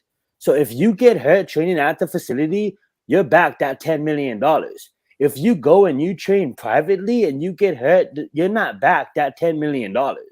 You get nothing, So that I'm not wishing an injury. I'm not saying like that, but that's the only concerning thing for me. You know what I'm saying? Is we've seen it in the past, and we it's football. We've seen it happen. I believe. I forget who the player was, but he's Instagramming live, and he snaps his knee or something. You know what I'm saying? And maybe if Barkley never had injuries in his past, never had fluke injuries in his past, I wouldn't even bat an eye on this. You know what I'm saying? So I'm not batting. I'm not looking at it in the sense of like I'm worried. I don't think Barkley's going to be on the team. I'm looking at it. I hope he makes the right choices and he stays healthy and everything's blessed. You know what I'm saying? That's the way I'm looking at it. You know what I'm saying? I want to hear you guys' thoughts on what Mac brought up as well. Are you guys worried? Are you guys concerned? Or you guys don't know? I'm not really concerned. Well, Miz, I'm gonna tell you right quick. Let me address Miz right quick. I don't think it's necessarily playing a dangerous game. I think I respect that man's view that he doesn't want to sign that franchise tag. I think that man knows he's worth a contract and he deserves a contract to protect himself. So I think right now at this point in the offseason, man, he's still holding out to get that actual deal done.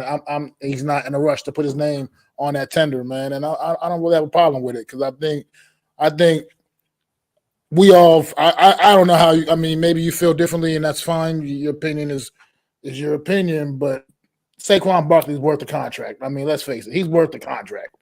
You know, he's in this and he doesn't want to put his name on that franchise tender. And yeah, absolutely. So I just think that right now it's just nothing to be concerned about. I wouldn't even worry about it, and I'm not trying to judge Saquon Barkley either way. I think the competitor that I believe he's going to be on that field in September, regardless, one way or another. So we'll see how that goes. But I'm sorry, I didn't really take it away, bro. I look at it like this, okay? The Giants are showing their hand. They're telling you how they feel about Barkley right now. They decided to go with Daniel Jones over Saquon Barkley. That's what they did. You know what I mean? If they wanted, the smart thing is you wanted to. You right there, man? Okay. Yeah. Did I not mute my mic? Nope. No. I'm sorry, guys. You did not. No, you didn't. So, anywho, when they chose to go with Daniel Jones. Now, you could argue, hey, we should have signed Barkley and put Jones on the franchise tag because we know what Barkley is. In 3 out of his 5 seasons, he's had over 1,000 yards and been an absolute difference maker. You could argue that he was one of the main reasons the Giants won a lot of the games this year. I mean, you could make that case. To me, he also turned down a deal early on that the Giants gave him, which may come back to bite him. If I'm Saquon Barkley, I'm definitely holding out. Hell, I wouldn't be surprised if they trade him during draft day, and here's why. Because if you're not going to get him signed to a long-term deal, and you'll know this already, then why not just say, hey, listen, we'll trade you to another team, get some assets this draft class, and then you use that capital to a guy who's going to be here in the future. Because Barkley's number is not going to go down next year if he has a great year. It's not. And are you going to want to franchise him again? Is he going to want to do that twice in a row? I don't think so, right? I don't think he would want to do that. And I don't think the Giants would back-to-back franchise him for the second time. So for me, if I'm Barkley, I'm doing everything in my power to try to get a long-term deal. If it doesn't, I'll be ready, in shape. I'm out with the guys training anyways. You see me out in Arizona hanging out with DJ. I know the offense. If this was a new coaching regime, right, and this wasn't Brian Daboll already, I'd have a little bit more concern. But because he knows the offense, because he knows what he's doing, hold out, try to get your money. I think they're not going to sign him. I just think they're going to let him play on the franchise tag and let him walk. I think he has more history, and he is the face of the franchise. Unfortunately, over the quarterback, whether you like to admit it, that he is the guy that they are in the commercials, on all the TV ads, everywhere you see. So we'll see what happens. But I think they're showing you their hand, and we'll find out what happens in the next 2 weeks if they draft his replacement. I mean, I'm just going by what I've seen in the free agent market. And I'm sorry, we all love Barkley, but look at the other running backs in this free agent market and what they've gotten or haven't gotten, because the only running back that's gotten paid this free agency has been Miles Sanders. And what did he get paid? $8-9 million. Christian McCaffrey. Well, McCaffrey got paid a year or two ago, so he's the exception. But most he got traded this year. Yeah, and he got traded because Carolina only had him. They paid him, and then they pretty much let him go a year later. It's just the deal with the running back position. Look at Zeke. I mean, Josh Jacobs still on a franchise tag. Tony Pollard, franchise tag. Miles Sanders, underpaid. Kareem Hunt is still on the market. Dalvin Cook might be released. And it's a pretty strong, and it's a strong running back draft class this year. And that's the thing, too. I'm sorry. Barkley had an opportunity. He was getting offered, 12, 13 million per season at the beginning of this offseason. He turned it down because he thought he was going to be worth 14, 16 mil. And I guess Shane probably figured he's worth around the 10 mil, $11 million a year price tag, because that's unfortunately what the running back dictates. Does he do as much as McCaffrey? I think they do just about the same. They're both similar type of players. So then I don't see. They have equal skill sets. Yeah. Dalvin Cook, a lot of these guys do. Right, but I don't disagree with Barkley saying, you know what, I'm, worth it. Let's be honest. He's been on a crappy franchise for the last few years. The Giants have been nothing outside of this year. the sexier position was the quarterback position. So what they did was they're telling you, hey, listen, we are going to go with the quarterback. We hope to sign you to a long-term deal, which they still do. They still have till the 15th to sign him to a deal. And for all we know, tomorrow they could wake up and realize how valuable a player he is. And, they sign him long-term. All I'm thinking is the Giants, looking long-term, want to get rid of certain players that are going to cost them money. If you can draft a running back in this very deep draft class this year of running backs and get a 4th round back, not to mention they might like Gary Brightwell and Joshua Corbin still on the team. He flashed a little bit in the preseason. So maybe they like their own guys on their team. That is not a bad thing to happen. I feel sorry for Barkley because I think he's getting the raw deal. If anybody's gotten screwed more than Daniel Jones, or if not, more than Daniel Jones and not talked about, has been Saquon Barkley. Okay, he's been injured. Go ahead. No, I'm sorry. Well, look, I got my thing. I was gonna say my whole thing with the running back situation is, look, us as fans, all around the league, they value running backs a certain way. We all value running backs a certain way, but the running backs themselves, the players themselves, they hold the higher value to themselves. I think Saquon Barkley knows the kind of player he is, and he knows what he means to this team, and he wants to get paid accordingly. Now, and there's nothing wrong with holding out and seeing if he can get that.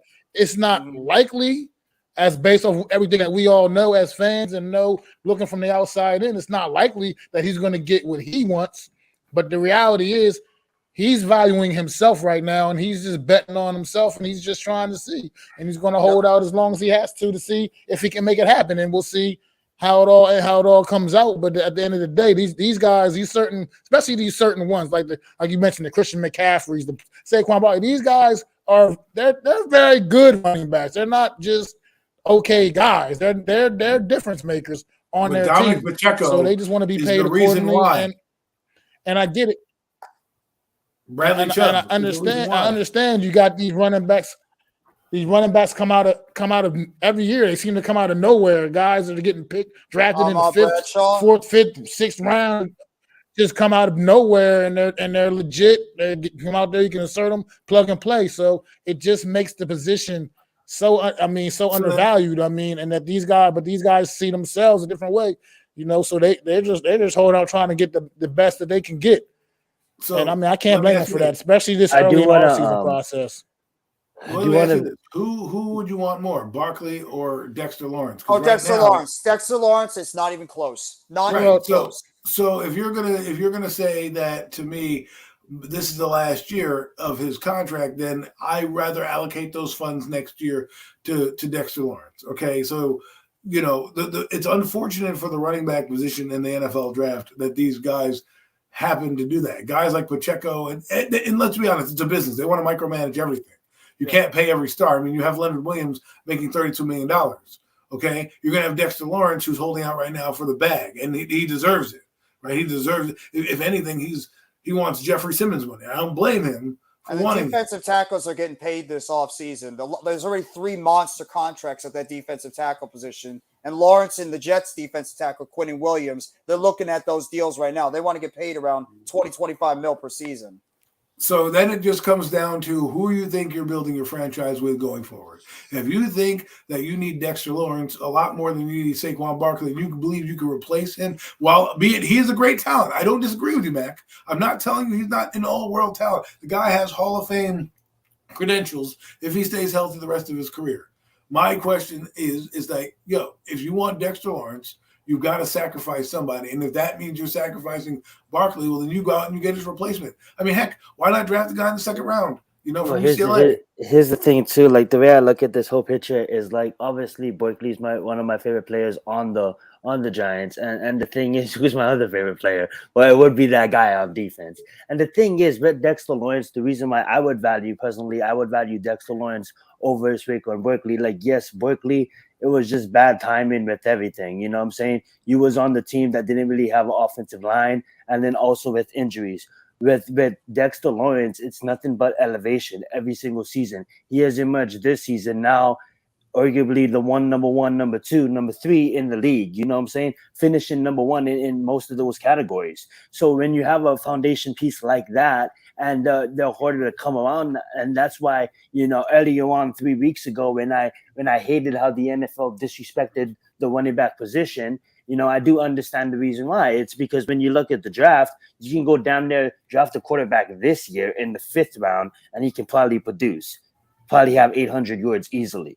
So that being said, with the elevation of the passing game, and now the pass sets up the run rather than the one setting up the pass, it's a whole other game, and you still need that element up front on defense. Dexter Lawrence. So if I'm a general manager, Dexter Lawrence is priority. Dexter Lawrence contract is priority. If Saquon Barkley at fully healthy is in the top 4 running backs in the NFL, but fully healthy, and it's almost my biggest take. And I'm sorry, Jeff, but my biggest hatred. I loved him coming out of Oklahoma. He was one of my favorite players coming out of Oklahoma. You know, when he's on the field, we all know how good he is. But it's all like the history of injuries with Shepard, you know, and now with the history of injuries with Barkley, it's like Dexter Lawrence is for me the more valuable player that you do pay. I just want to point this out before I give the mic back. The Miami Heat did edge the victory 130 to 117. We see how it goes. Hopefully they can ride through. I know it's going to be a tough series. I'm not trying to overlook Milwaukee, even though without Giannis, they still have shooters. And I just want to say that go Heat Nation. Six people finished with double figures in points. And if you know Tyler's going to be out for us and Giannis is going to be out for them, it's going to come down to, you know, defense and who can knock down those shots. So we haven't been shooting threes that much this year. We've been damn terrible at it. Some of the bottom, near the bottom in the league, but we did knock down our threes tonight, and that's what we're going to need going forward if we're going to upset the number 1 seed. Will it happen? I don't know, but I'm going to ride with the Heat because I'm a ride or die. That being said, you guys can have the mic back. Let's get it. Well, we got a question for me up here on the board from Miz. Been sitting up here for a minute.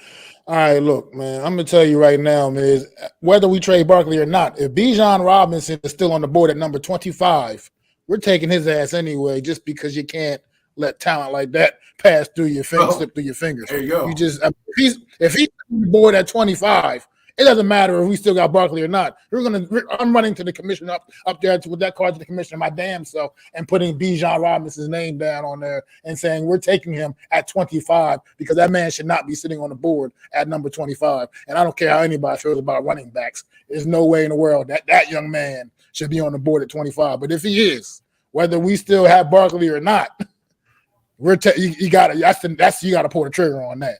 That's just automatic. That's without even, you don't have to think about that. Wow.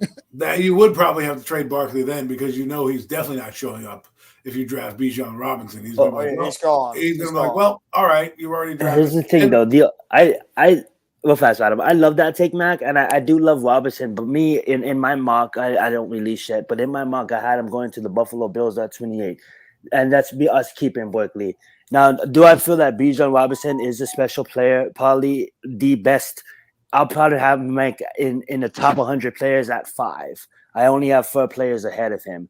That being said, Bijan Robinson is an outstanding player, but I do believe with players like Gibbs and with all these other running backs, we can get away with not having that much premier talent. And that's the knock on Bijan Robinson, my bad, is yeah, he's a premier talent, but that's the knock on running backs. It's like, yeah, he's above the running backs, but teams can get away with not having that premier back, and that's why I think Robinson will fall. And if he goes before us, he deserves to go in the top 10 in my mind. I think the Eagles should damn right take him. I think he's going to. You want me to be honest? I think he's going to Dallas. I think Dallas is going to take him.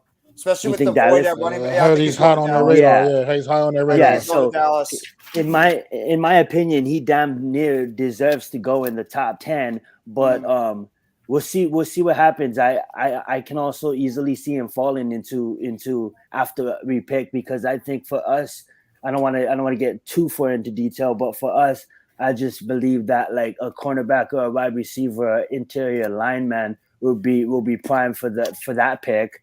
And also a running back in the third will be prime for that pick there. I believe that's even without Barkley. I believe I want Barkley on this roster, but even without Barkley, I believe we can go back to a running back by committee and get away with it. I'm not worried about Barkley. I'm not worried about Lawrence when it comes to a contract. I wouldn't even be surprised if the organization told him to maybe, stay on the side because we're working on a contract extension with him. But Lawrence is going to get paid. He obviously wants top tier defensive tackle money, which he's going to get after the season he had.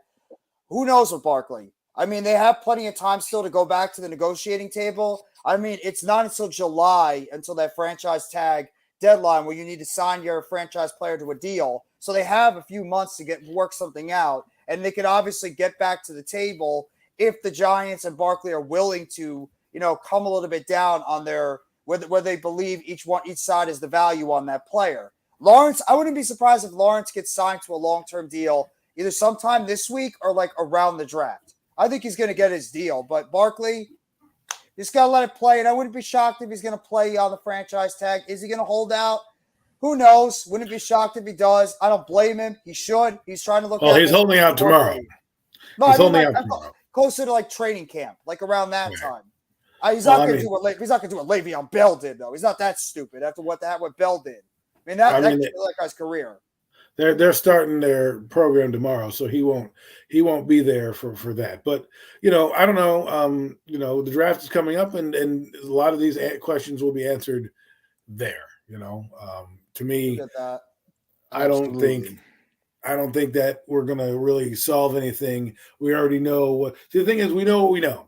He turned down a deal. I don't know what he's asking for. He turned down a decent, solid deal that would have paid him decent money and made him a free agent. 14 mil you think he's asking for, Adam? Like 14, 15 mil per season? Barkley? I think he wants what Christian McCaffrey wants, and that was like 16 million a year. Well, even right now, if he signs the franchise tag, he's the 7th highest running back in the NFL. Like, I understand, bro. But the money went down from last year to this year. Yeah. Last year, the franchise tag was 12 million. This year, it was 10 million. They offered you 12 million a year, and you said no. Yeah, but that's what I'm saying. That's my point, right? That's my point. But even at you denied that, so that shit's in the past. But even at the 10 million mark, that still makes you tied at 6, I believe, or 7, highest paid running back. Like, bro, like Barkley, like I said, like I have your jersey, I respect you. I make like he's watching the show. But the thing is, bro, like you gotta meet us 50-50, bro. Like you gotta meet us 50-50. It's not like you was out there 100% healthy your entire career. And if that's so, yeah, damn near you're gonna get paid the number 1 and the number 2 running back level contract. But right now you're the 6th, tied probably 7th. I think it's 7th highest paying running back. I think that's damn fair. Because if you think about it, you know how much damn running backs. You know what you just said. You think that's fair, but Saquon Barkley might not think that's fair. Exactly. That's the point I'm talking about. He doesn't, in his mind, the way his mind is working. Well, then he's not. He knows the kind of player he is. That's exactly what I'm saying. That's the nature of the business. But this is how their minds work. And it's not about with him. He's not trying to meet 50-50. He's trying to maximize what he feels his worth is. And that's just what it is. That's what negotiations is all about. It's April. I'm not worried about it. I'm not really that concerned about it right now, to be honest. What's going on, Levance? But let's move on to some other topics, man, in the NFL, man. Let's move on and stay in the division for a little bit. Let's go. Let's talk to Washington Commanders talk. Finally, looking like we got a sale done. At least in the process of being completed, the Washington Commanders Dan Snyder has successfully finally sold the Washington Commanders. It's a new ownership. That's a lot of Washington Commanders organization has been an absolute mess under Dan Snyder, under Dan Snyder's ownership group. Maybe these new owners are going to have to come in. They got a lot to clean up, a lot of mess. How you think that fares for the Washington Commanders going forward? I mean, it doesn't really affect necessarily what they're going to be able to do on the field. But at the same time, it's a new sheriff in town, looks like, man. How you think that's going to affect the landscape of the division? I don't think it's going to affect much, but I will tell you this. If you have a competent franchise now, they're not going to do as dumb things, so maybe they'll start to better their franchise, right? They won't reach on quarterbacks, or they might do dumb, asinine things. You don't know what's going to happen when someone cleans it up. An albatross, a cloud may be lifted from that franchise. I'm not saying, they're going to get a new ownership group and they're just going to be, head over heels better than they were. But if he's not there next year, and the atmosphere is better to work in and the work environment is better to work in, that does trickle down. And you can see it a lot Absolutely. in the dysfunction of the coach and the player and the owner, right? I feel like they're walking in different steps. Now, Dan Snyder can be out of the picture. He can be out with his legal team, whatever the heck that is. This new group comes in, has Magic Johnson now part of their ownership group. The guy from the 76ers, part of the ownership group, right? That is going to fire you up and say, hey, listen, maybe this is for the better. Now, I'm not saying they're going to be drastically better, but things like this can change franchises. I don't think it's going to change it overnight. Has an impact.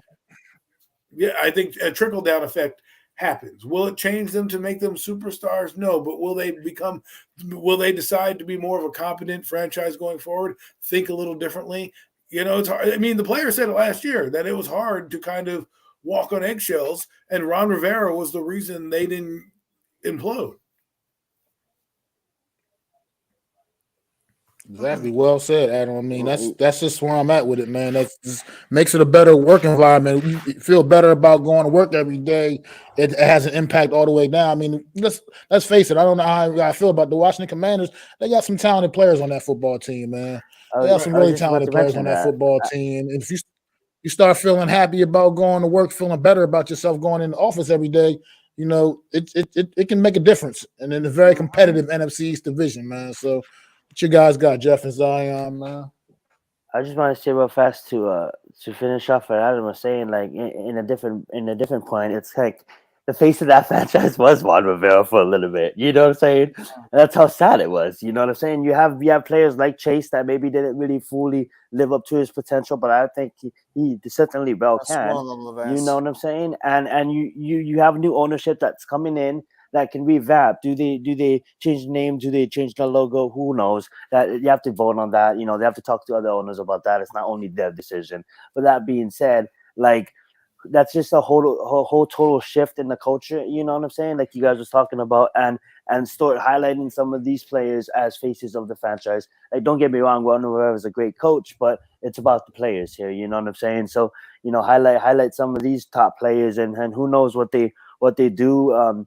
And yes, it is going to take time, but I truly believe that, when things happen, in a sense of a bad franchise and a new ownership comes in, it just brings in new ideas, and they wouldn't have bought the franchise if they didn't believe they can revive it out of the abyss that it's been in. So good luck on them. You know what I'm saying? It's good to see. A team is a good investment, regardless of if it's losing. It's a good investment. So it's not like they're going to come in and, it's a bad investment. What you want to see happen is you just want the trickle down. Listen, think about this. Well, that's my point, Adam. I mean, like, I'm not going to buy an NFL team.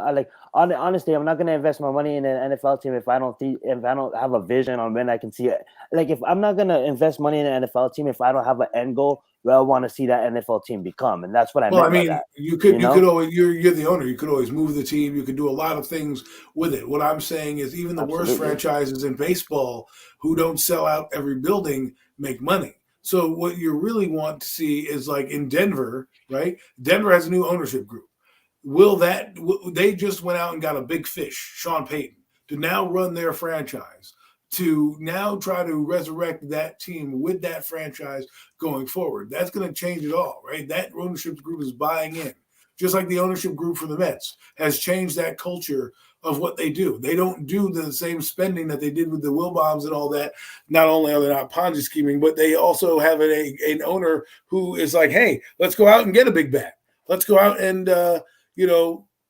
get some hitters and some players. Let's make some moves. So the philosophy then changes. A guy like Dan Snyder not being in the news, not being the laughing stock of the owners' meetings, not being, because what do we associate with the Washington Redskins, right? Oh, the Washington Commanders and Dan Snyder, bad franchise. Now you bring it in, you can clean that up. Maybe the owner does change the name and makes it an actually good name. I don't know, the Washington Generals or something like that. Something better than Commanders, something maybe more football-y, not something from the XFL or USFL, right?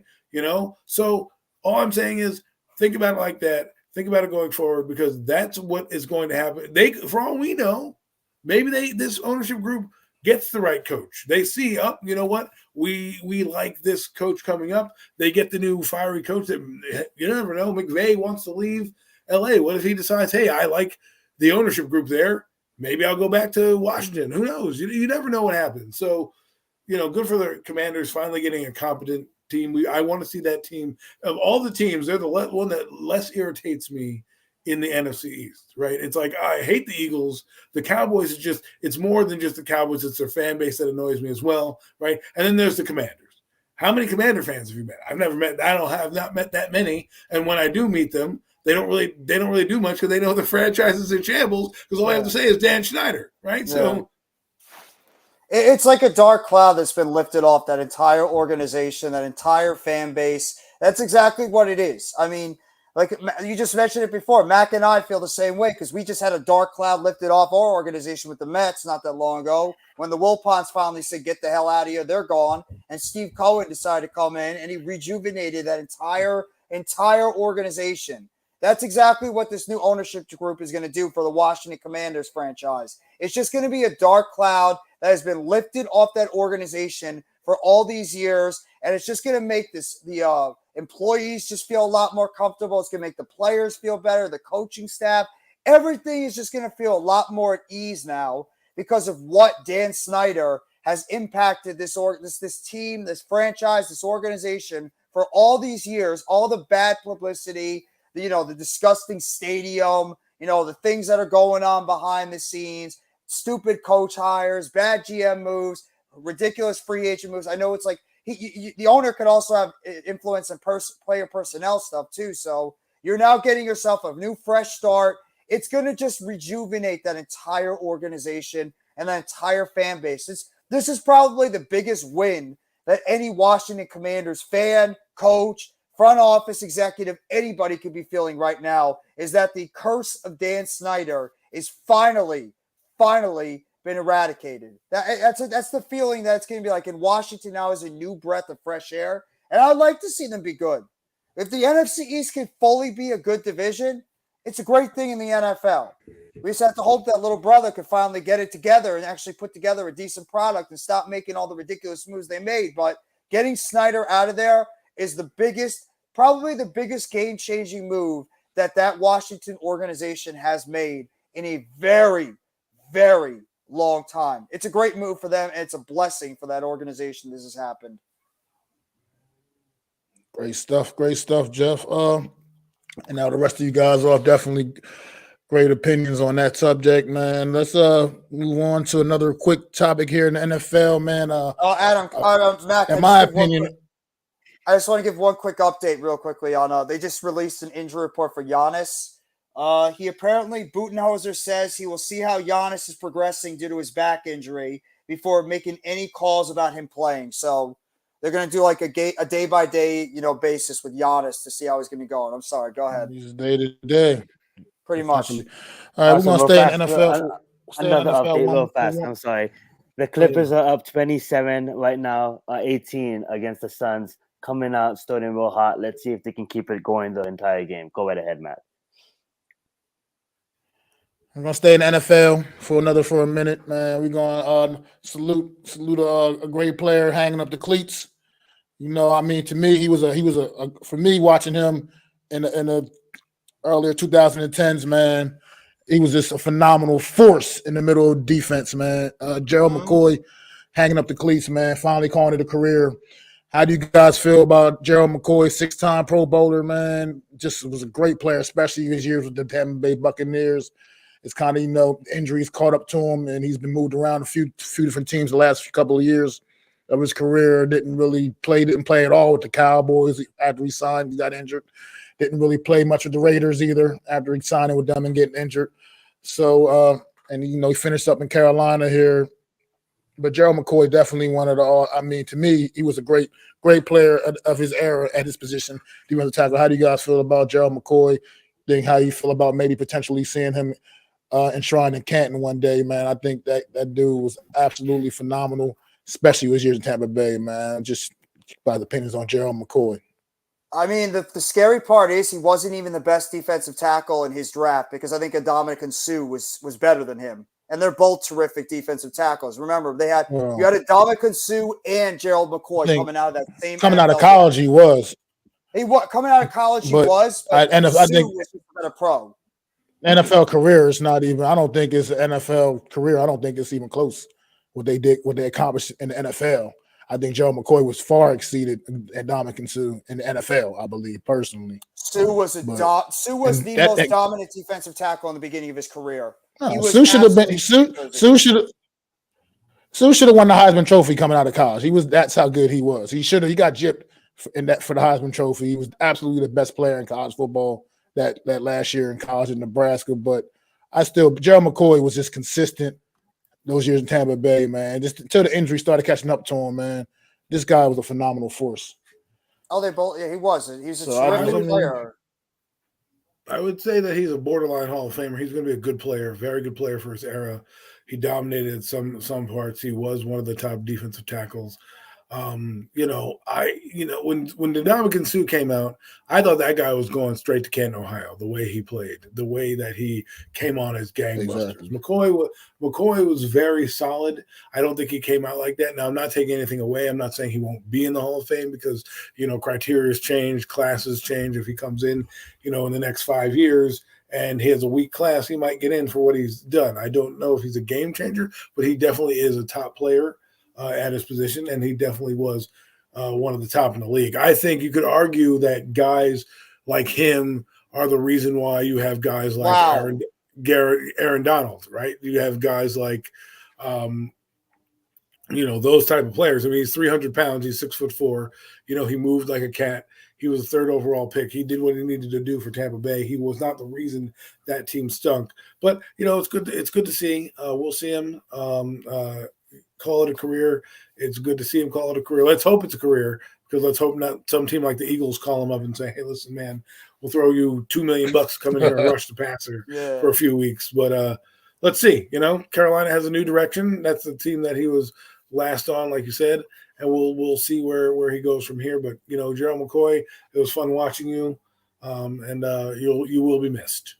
I mean, both of them had terrific careers. Just to go over, he had 59.5 sacks in his career with 24 passes deflected, 6 forced fumbles, 4 fumble recoveries, and 334 tackles.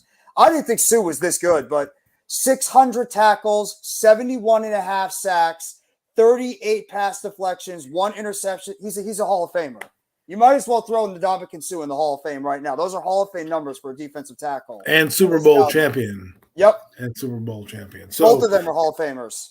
Right. Well, I mean, if you're telling me now, I think Suh goes in right now over McCoy just because of the career he had. I mean, I think what happened when he went down to Miami, well, what happens when everyone gets paid that goes down to Miami, he slacked off. That's Dante Culpepper. He slacked off down there, and that's why you don't see the numbers that he did. But then the guy comes in for Tampa Bay and absolutely destroys changes that whole defense. Devin White's a monster when he comes in, and you wonder why Devin White was the guy that he was, and he hasn't been that guy since he's left, right? So Ndamukong Suh gets that credit. I think Ndamukong Suh kind of changed the game a little bit in terms of pass rushing defensive tackles, because remember in 2010 when he came in that draft, and around that time, I think it was 2010, he was a difference maker, because from Nebraska they never seen a guy like this. They never seen a guy literally fold guys in half as a defensive tackle. And there's been good ones. John Randall's one, Cortez Kennedy, but they weren't doing it to the level that no one's going to touch John Randall in terms of sack numbers. That guy was relentless. But in terms of overall big guys, Ndamukong Suh was that guy that you've never seen before. You think Aaron Donald might touch? You think Aaron Donald might get close to him? Aaron Donald is the only guy that I would compare to John Randall, and I think John Randall was a better player than Aaron Donald, and that's no slight on John Randall. No slight on Aaron Donald at all. I think Aaron Donald benefits. See, the thing about Aaron Donald that is so fascinating is that he's so small, right? So his leverage point is really it. He does do that power clean very well, right? When you have that power, you can go up and really take a guard out. Remind you, guards are usually the least athletic player. No offense to anybody who played guard on the panel on the line, right? They're not usually the best ones. Like you put your tackle out there, you want the footwork, you want them to be able to keep up with these rushers and have power. So then you put a guy like Aaron Donald, who probably in another era plays defensive end at 283, But the Rams decided to keep him where he was, which I think is a brilliant move. Sometimes when you take guys and you move them too much around, you stunt their growth. What is that? It's called a jack of all trades, but a master of none, or something like that. Or master of all things. When you know what I'm talking about. No, jack of all trades and master of none. That's what it is. Exactly, right. But now he comes in, and all he has to do is focus on the defensive tackle, and that's why Aaron Donald is such an anomaly, and that's why that Clancy kid is interesting too. Now, I don't see the problem is here's what's going to happen. We put a name to Clancy, and I know I went off on a tangent here, but you put a name to Clancy like Aaron Donald. What's going to happen is if he doesn't live up to the Aaron Donald name, you're going to have to compare him with that. And that's what people need to do when they do these player comps is make sure you're comping. What are you comping at? Okay, he has similar traits to Aaron Donald. He has similar features to Aaron Donald. Will he have the career? No. But what the problem is that now that we're putting that on some of these guys, it follows them around. Like Leonard Williams, case in point. Leonard Williams, I hate to say it, is what Leonard Williams is from the Jets. Okay, he was a good pass rusher. He's a disruptor, but he's not a sack guy. He just is not.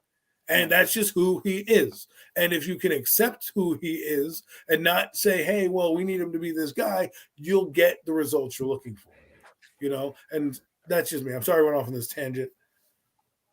No, it's okay. Yeah, I'll just say real fast. Shout out to Gerald McCoy. You know what I'm saying? I remember him most of his Tampa Bay days. I believe in his prime of his career, he was averaging close to 10 sacks a season. And not only that, it's not about even sacks, just he was a disruptor, In his prime of his career, I remember watching him on Tampa Bay and having him, just disrupt the defensive, the offensive line of the opposing team. So, shout out to Gerald McCoy. That's a good point you make about it being a disruptor. People don't see that because the sacks are so in your face, right? Mm-hmm. And that's how we define a lot of our players. Yeah, it's always about the sack numbers. It's not really about what they do in the middle of the play. When they get the pressure on the quarterback, they're doing well against the run game. It's always about the sacks, and you have to think about it. Defensive tackles, they're more important to the game than just sacks. Absolutely. They get the pressure on the field. They might not get the quarterback down, but if they get enough pressure on the inside, it could cause the quarterback to make a bad throw, and it leads to an interception or a fumble. So, yeah, great absolutely. Well, thank you. My last thing about it. No, you're good. I was gonna say in that, he's not gonna be a first ballot, but it does have some talks because also being a disruptor, you have the respect of your peers, the people that you play with.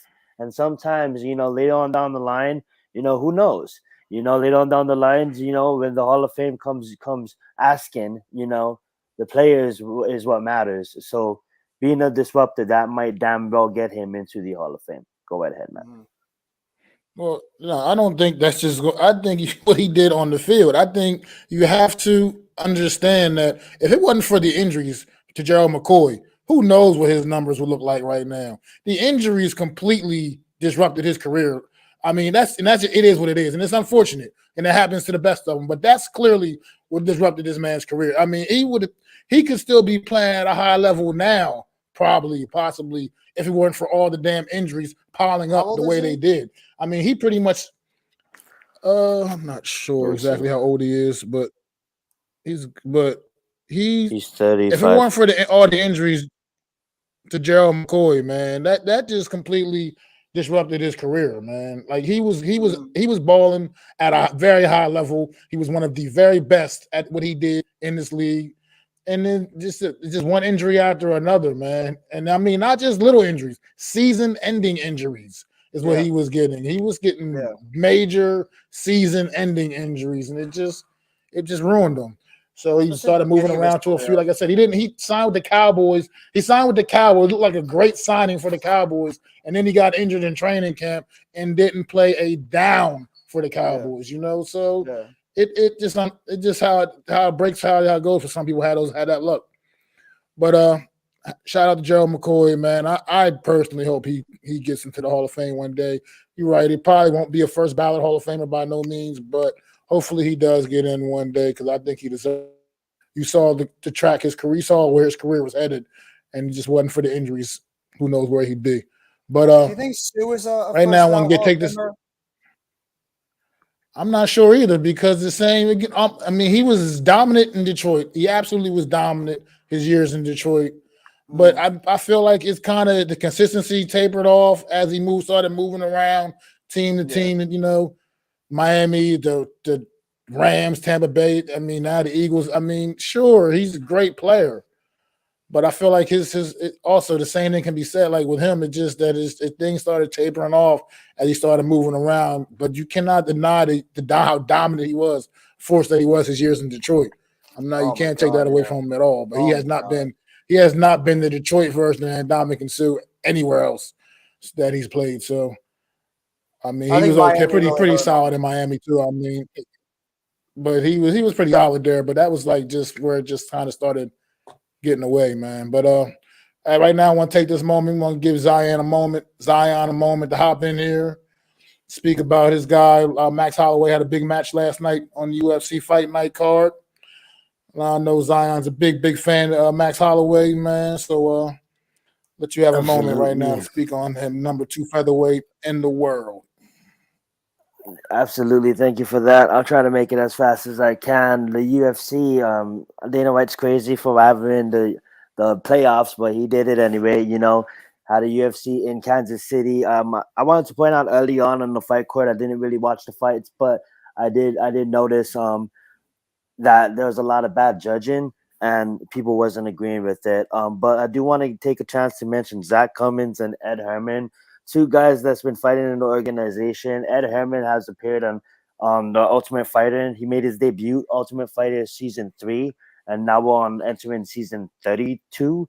So that being said, he's been on the sport for a while, and also Zach Cummins. To get a knockout over Ed Herman, both in my mind, veterans of the sport, never really fought for the title, but always hovered around entering the top 15 and even sometimes being in the top 15. But both guys retiring on last night, so shout out to both of them. I do want to point out a few victories. Pedro Munoz getting the job done against Chris Gutierrez. Chris Gutierrez was 19-3 and 2 coming into this matchup, and everybody just counted Pedro Munoz out because he was 1-5 in his last 6. But that being said, 1-5 against a lot of ex-champions and a lot of top-tier contenders and top-tier people of the sport, not contenders, but top-tier fighters of the sport. And to be able to come out, there was a lot of shutting down last night. What I mean by that is a lot of young contenders coming out and trying to make a name for themselves. And the one thing I love about the UFC is you got to climb the ladder. It's like Mortal Kombat. You got to climb the ladder. There's no easy fights in the UFC. You got to climb the ladder. And sometimes the way to the champion is guarded by these veterans that don't want to move. Pedro Munoz being one of those veterans to stop, getting the decision victory. Edson Barbosa, one of those other veterans to stop Billy with a TKO knee in the first round, actually, 2 minutes and 37 seconds into the fight. Billy was a fighter coming off 17-4 record, just basically looking like a young fighter, like climbing the ladder. But Barbosa, a veteran of the sport, wasn't gonna have him get it that easily. And it brings me to our main event of the evening. We got Arnold Allen never losing in the UFC, undefeated, I believe, for the past, I would say, 9 years now, undefeated for the past 9 years. His last loss, I believe, was in 2014. Basically on a roll. I believe 10-0 in the UFC. Hasn't lost in the organization since his loss. So basically never lost in the UFC. And then going against a veteran in Max Holloway, my favorite fighter in the game right now, next to some others. Reason being is Max Holloway shows it again why he is one of the best. And reason why a lot of fans respect Max Holloway is because outside of the title fights, yes, he is 0-3 against the champion in Alex. Alex has shown almost to defeat Islam that Alex is game. Alex is one of the top pound-for-pound fighters in the world. And, sometimes, you can't be the best at the moment. Alex is clearly the best right now in the division, and he's been proving it time after time. But Max Holloway has proven again on why he's, it's hard in the featherweight division to get a title shot against Alex because somewhat you got to go through Max and even Yair Rodriguez. I mean, like it's kind of easy because you can go out there and have an easy performance and a great performance, but Max has just been shutting down these contenders, and even Yair Rodriguez, the guy that's fighting for the title right now, that is going to go against Alex. He lost against Max, so Max just beat him, and then he won the fight, and then since basically the featherweight division is you have so much high tier contenders that's taken out these young competitions, but these high tier contenders are losing to Alex. It just makes the drainage of opponents. I think Max, when the next out is probably gonna go be Korean Zombie, just because Max has kind of just became like a legend of the sport, kind of like a Nate Diaz figure. You know what I'm saying? A prize fighter, would you say? He's just gonna want to fight the best of the best, and Korean Zombie's clearly not the best of the best. But that being said, he has been around since Max generation. They came up in the same generation, and Korean Zombie wants that fight. So I think Max is not the kind of person to wait on the fight. I think he goes out there and he fights Zombie. I don't want to say that it's going to be an easy out for Max, even though Max is probably the toughest opponent that Korean Zombie has ever faced outside of the chap in Alex. I can't wait to see that fight, and I can't wait to see these upcoming fights. We'll get to that soon on another show, but it was a great event, and yeah, it was a good one, and Max got the victory, decision over Arnold. And I wouldn't want to end by saying this: Arnold, he did look good last night, and he's young. You know what I'm saying? He's only 29. He's 19-2 now after that loss, and there's a long way to go. Like you don't take losses in MMA, you take lessons, and he's gonna be one of the best. You can really tell with his style, and it's just hard. It's really hard in the UFC to eclipse that top. That being said, right back, the mic is yours, Mac. Good stuff, Zion. Good stuff. And that was a good performance by Max Holloway last night. Arnold was definitely game, gave him everything he had, man. But at the end of the day, I got outworked. That's pretty much what it came down to. He just got outworked by an all-time great, Max Holloway. So we'll see what happens. We'll see going forward, and I'm ready to see Max Holloway get on another title run myself, man. I think he's got one more good one in him. Get him back in the octagon, get him another title shot, man. Let's see what happens, man. I'm all for that. But we're gonna move on now, man, to let's go to Major League Baseball, man. It's been popping off a little bit. Another week into the season. New York Mets just completing a 3-game sweep to start this road trip out west against the Oakland Athletics, man. Came out firing Friday night. 17 runs, man. Pete Alonso's leading 8th home run today, man. In today's game, Francisco Lindor's bat is absolutely waking up. It's this Mets team, man. They're starting to get like they're putting it together a little bit, trying to figure something out as they get ready to go start a 3-game set against the Dodgers tomorrow night. You want to talk about him, Jeff? I mean, the entire series is that guy, that dude from AAA Syracuse, who's been lighting it up in AAA this entire time. Mets fans have been screaming for him. Mets fans, you're going to get your wish. Mr. Brett Beatty is on his way. He just got the call up from AAA after he's been batting an 1 OPS, 325. He's been knocking the ball out of the park this entire time. He's going to be coming in because, let's just be honest, Eduardo Escobar, you're a good dude, you're a good clubhouse guy, but it's Brett Beatty's job. So he's coming up. He's going to be taking over at third base, but Alonso with another home run today. Brandon Nimmo, who I love on this team, his bat has come to life all of a sudden. He made a phenomenal defensive play in this game today. I love Nimmo. I mean, I want McNeil to start getting it going a little bit. He's off to sort of a slow start this season. I mean, Lindor's getting it going. Alvarez has sort of been off to a tough start. I think he's like, that rookie jitters a little bit with him. He's still only 21, 22 years old. But Mets needed to come out in this weekend, and they need to take care of business against a team. Let's just be honest. The Oakland Athletics are a disaster. The Mets needed to at least win 2 out of 3, but they should have swept. And luckily, they got that done today.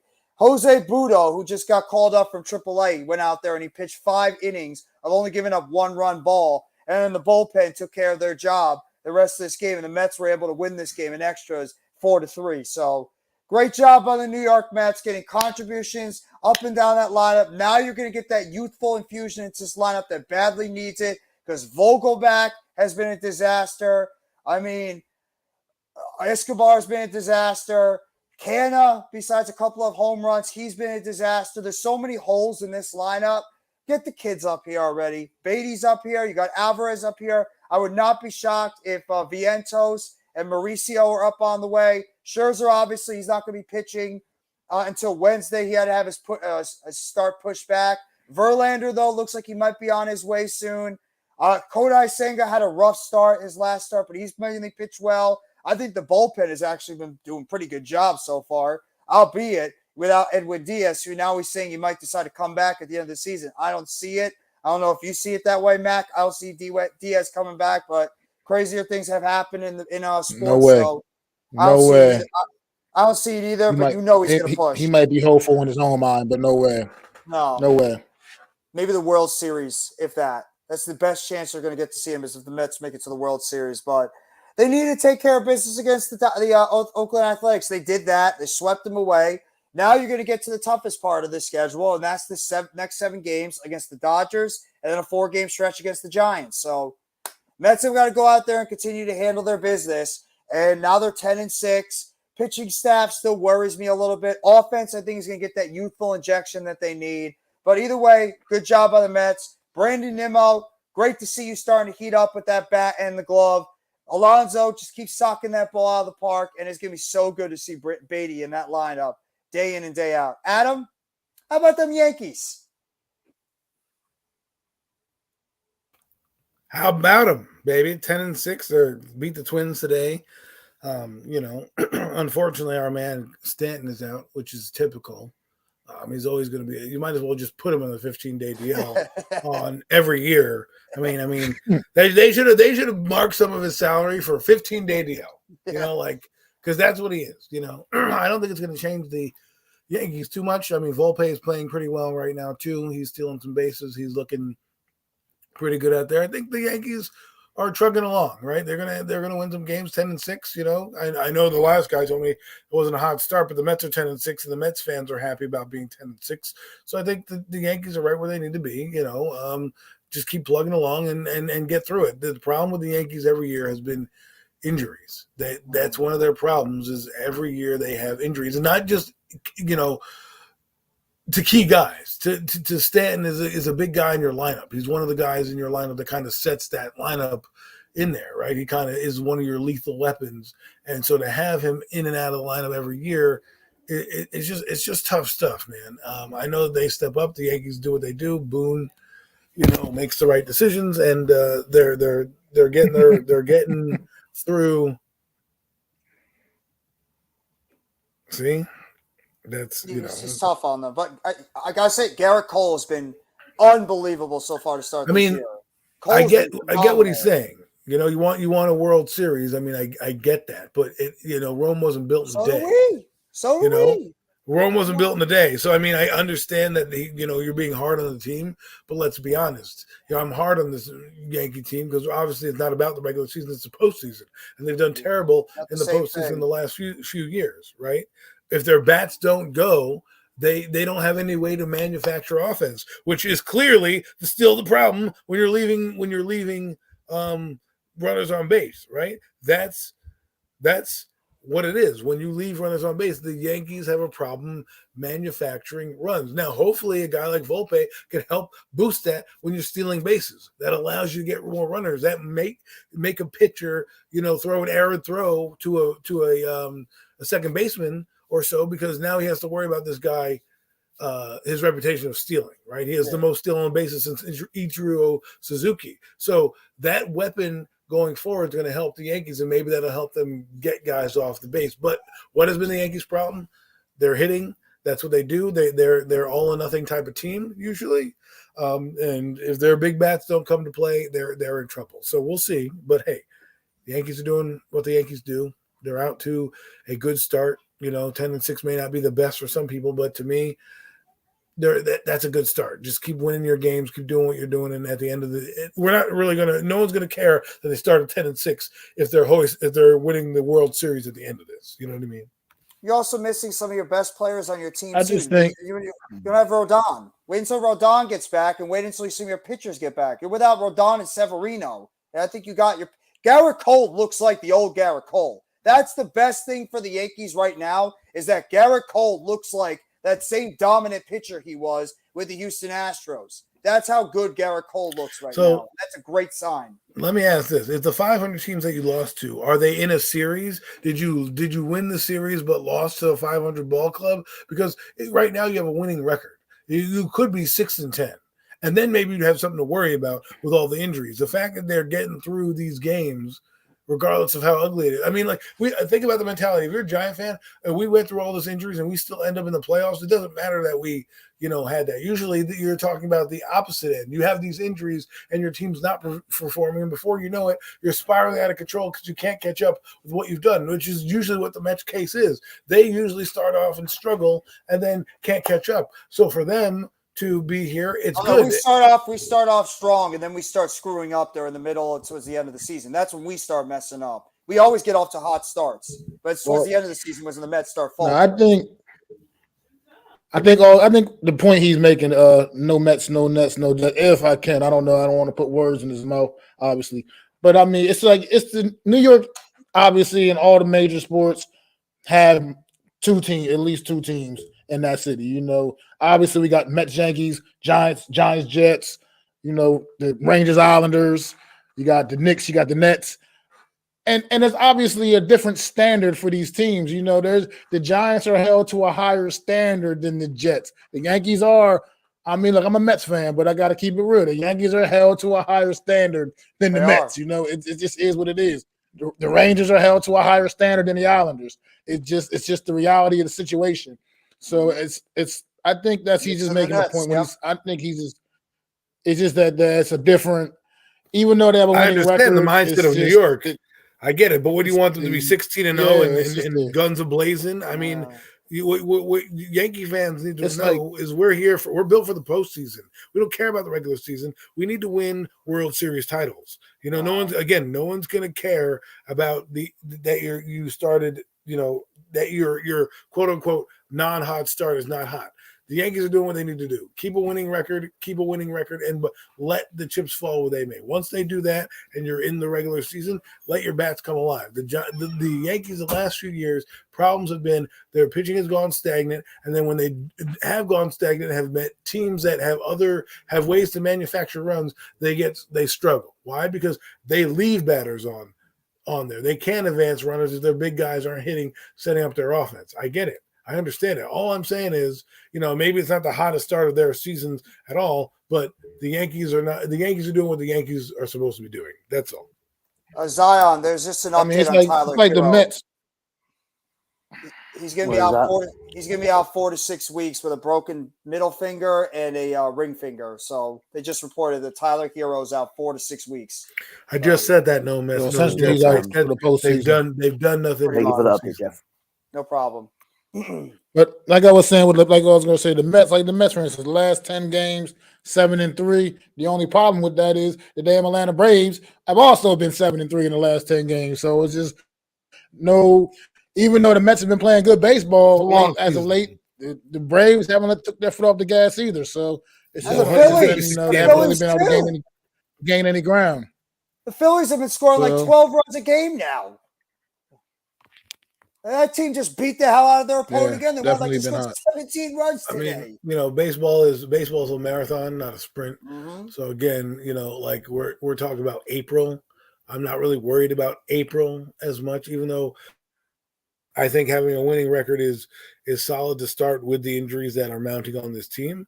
Whether you want to hold them to a higher standard, that's fine. I get it. But at the end of the year, I'm not trying to give them fake praise. I'm just talking about right now. Right, I already said their troubles in the playoffs the last few years. I mean, let's be honest. They are the Bronx Bombers for a reason. This team under Aaron Boone has lived that mantra since he's been there. They don't manufacture runs. That's what they do. They do. I shouldn't say they don't manufacture runs. They score runs, but if their big guys aren't hitting and hitting balls out of the park and driving balls, into the outfield, they don't have the same offensive firepower. They can't just, hey, let's get guys on base and do that. I understand that. But for right now, if they can get through it, get their guys back, you know what? Maybe being up a couple games, maybe having a 10-win start to the season will help you down the stretch. I get it. It's April. Let's talk about this in July.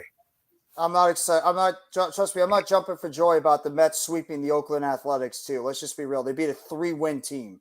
The Mets have got to show a lot more right now. They're just beating a team that honestly should be a minor league baseball team at this point. So go out there and win 2 out of 3 against the LA Dodgers. Then I'll be impressed. Right now, take care of your business. It's early on. Baseball is all about streaks. You get hot streaks, you got cold streaks. It's like you just said, Adam, it's a marathon. You're going to get these twists and turns all throughout the season. It's all going to depend on how you do at the end. The Mets, though, it's avoiding the collapse. That's what the Mets have to do because, every year the Mets are in it at the beginning and then towards the middle of the season, which happened last year, they get injuries and they tend to kind of go on a slump and then they can't get out of their slump. You know what I'm saying? The Mets have to this year kind of weather those storms better, get out of those slumps. Don't make them 10-game skids, make them 2 or 3 games, pick up games here. The way you beat those lulls is win these games now and go forward. Don't care about if they're beating a JV team or not. They're beating that JV team. I'd be more concerned if they were losing to that squad. You know what I mean? Then I'd be like, oh crap. Oh yeah, a win is a win. I'll take a win any way we can get it. Absolutely. So right now, I get you'll be more impressed with the Dodgers, and maybe it'll be their night and their bats will come alive. But just for me, if I'm a Met fan, let's just ride the course. Let's get through the summer, and then once we get through the midpoint once we get through that, late July, early August, we can start to gear off for the playoffs. That's when we're really going to be like, okay, cool, we weathered the storm. Because that's what's been the problem with the Mets is just they get there, and then it's just tough for them to hold that, and then injuries happen and they can't overcome. I mean, I like Buck Showalter. I like what he's done with your ball club. I think I think if the ownership lets him build, he's going to build a solid club, and you'll reap your benefits as your team grows. I mean, you have to think about it too, real quickly. Both teams, the Yankees and the Mets, are pitching. They haven't had their star pitchers even pitch yet. Each team's major acquisition have not even pitched a game yet. Verlander and Rodon are both out with injury. So I mean, you're still without some of your top pitchers on each team. Yeah, right. Both teams are essentially missing one of their aces. I mean, I know Cole is probably the ace of the Yankees, and you could say Scherzer, even though he's not been great this year, he's the ace of the Mets. I mean, both teams are missing 2/5 of their starting rotation. Obviously, you guys are without Severino, and we're without Quintana. So wait until everybody gets healthy. That matters. Really see. Yeah, wait until you get everybody healthy, and then you really get to see what this team can do. And we shall see. We shall see, man.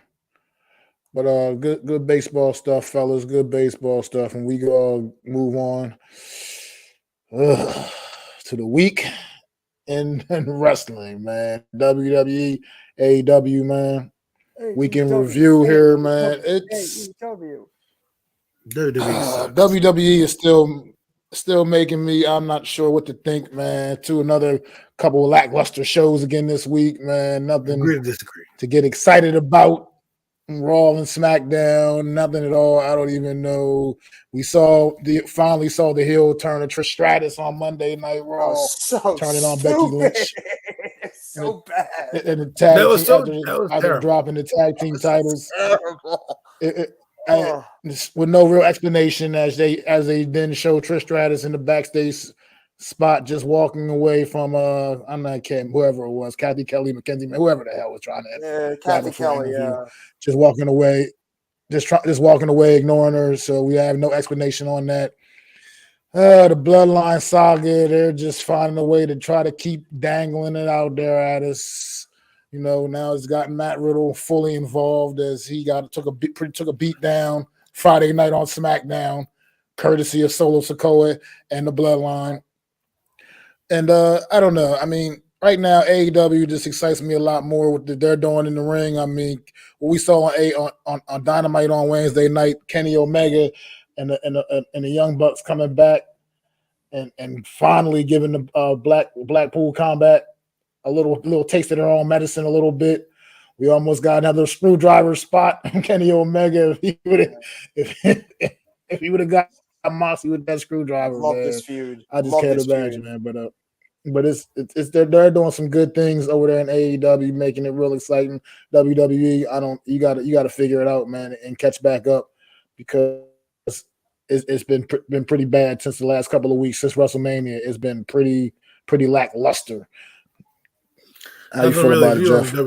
WWE doesn't really do anything. So was that not one of the worst heel turns you've ever seen with Trish Stratus? It was dumb because they're not. Are they freebirding the titles? Because if they were a faction like New Day and anyone could lose the strap, I get it. But she was just kind of their sidekick. It wasn't. I didn't think that they were a full team, so I didn't think they could lose the titles like that. No. Well, once they showed the backstage, well, she was representing. She was taking Lita's place. Yeah, but I still feel Lita like got jumped in the back, which we now pretty much know that must have been Trish Stratus as well. Oh yeah. Oh, it's but I'm saying, but like, it's. I get it. They're going to try to set up Trish Stratus and Lita for some main event, but I think the New Day makes more sense when you talk about, hey, Big E's injured. Kofi Kingston's going to go in and fight with Xavier Woods. That makes sense because they're a team. She's like, oh, I'm going to step in. I think you should never lose a title like that. They should have had a tag match, and she should have turned on them anyways or something like that, but not been able to lose the titles. I just think it's a stupid way to make them heel turn. You could have cost them the titles. That would have been even easier. You didn't need to injure Lita to do what they did. That's all I'm saying. You know what's going to make everybody excited? You know the guy that's going to win the Money in the Bank? Yeah! Let me talk to you! Yeah! LA Knight is going to be winning that briefcase. I hope so. He's going to be Mr. Money in the Bank. And that's what we need in this wrestling. Who's he going to cash in on? Who's he going to cash in on? It'd have to be like the only way it works is Cody Rhodes. You got me on that one. That's a because I don't know. Like because you have him win, but like to me it's like this. This is why you need to drop the strap from Roman Reigns so we can have storylines finally develop. What's stifling the product is the fact that you have a champion who has had the title for this long. It doesn't allow your stars like a Cody. Cody has to now go have a match with Brock Lesnar. Like, give me a break. Like, what is happening here? Next thing you know, Goldberg is going to come out and he's going to have to fight Goldberg. No. You know what I mean? No. Don't even bring that name back up because Vince will hear it and he will hire him back. And then we'll have I'm just saying. That's what they're going to do. They're going to make him run the gauntlet. And it's like, all right, what are you doing with Roman Reigns' character? He hasn't developed. The bloodline doesn't have the titles. They're not as powerful. I don't care about we're still the bloodline. You're nothing. All right, you're nothing. Move on. Get to the back of the line. We've seen this already. Okay, let's go. If you want to say Solo Sikoa, do something. Let me see him do something. I'm just sick and tired of seeing Roman Reigns. And this is what happened to the WWE when they gave the title to Triple H every year. All right, he had it 13 times in that Attitude Era, and in that Attitude Era, it was a stagnant storyline. Even though he was in the Evolution, it just was they would always put the strap on him, and you could never get guys to grow. Right. And then when the Evolution broke up and you had more guys to fight with Triple H, such as a Batista, such as a Randy Orton, well, guess what? The product became good again. If you keep doing what they're doing with Roman Reigns and you keep having him beat everybody, there's not going to be anybody on the roster. What? We're going to wait for AJ Styles to come back and have him get his ass kicked by Roman Reigns? No, you got Shinsuke Nakamura, who just came back. Shinsuke Nakamura is probably going to be sacrificed to Roman Reigns next. Right. And he should be. I was good since you just brought him up. Y'all just brought Shinsuke up, and that was something I was wanted to talk about. That was, to me, my personal highlight of SmackDown was them hitting after Shinsuke's match with Madcap Moss after he just destroyed Madcap Moss in like 2 minutes.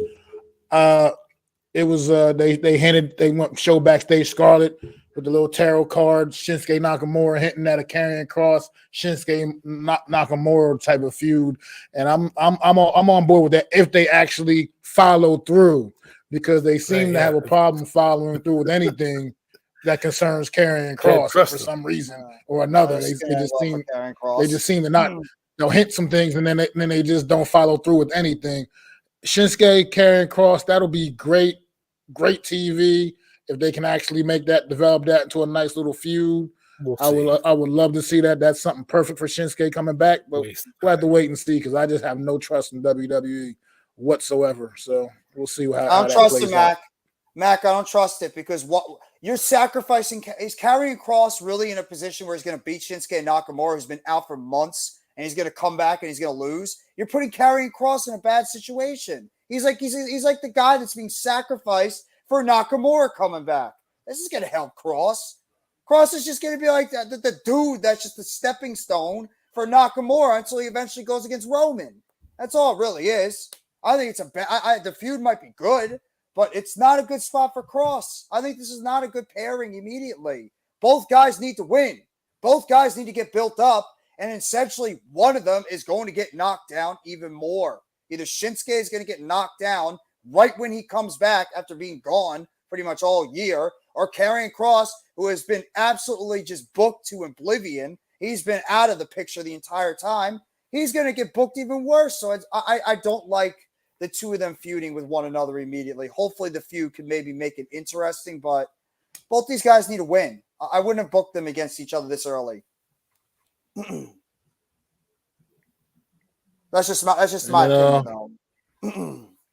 And then AEW Dynamite, this is a fair opinion.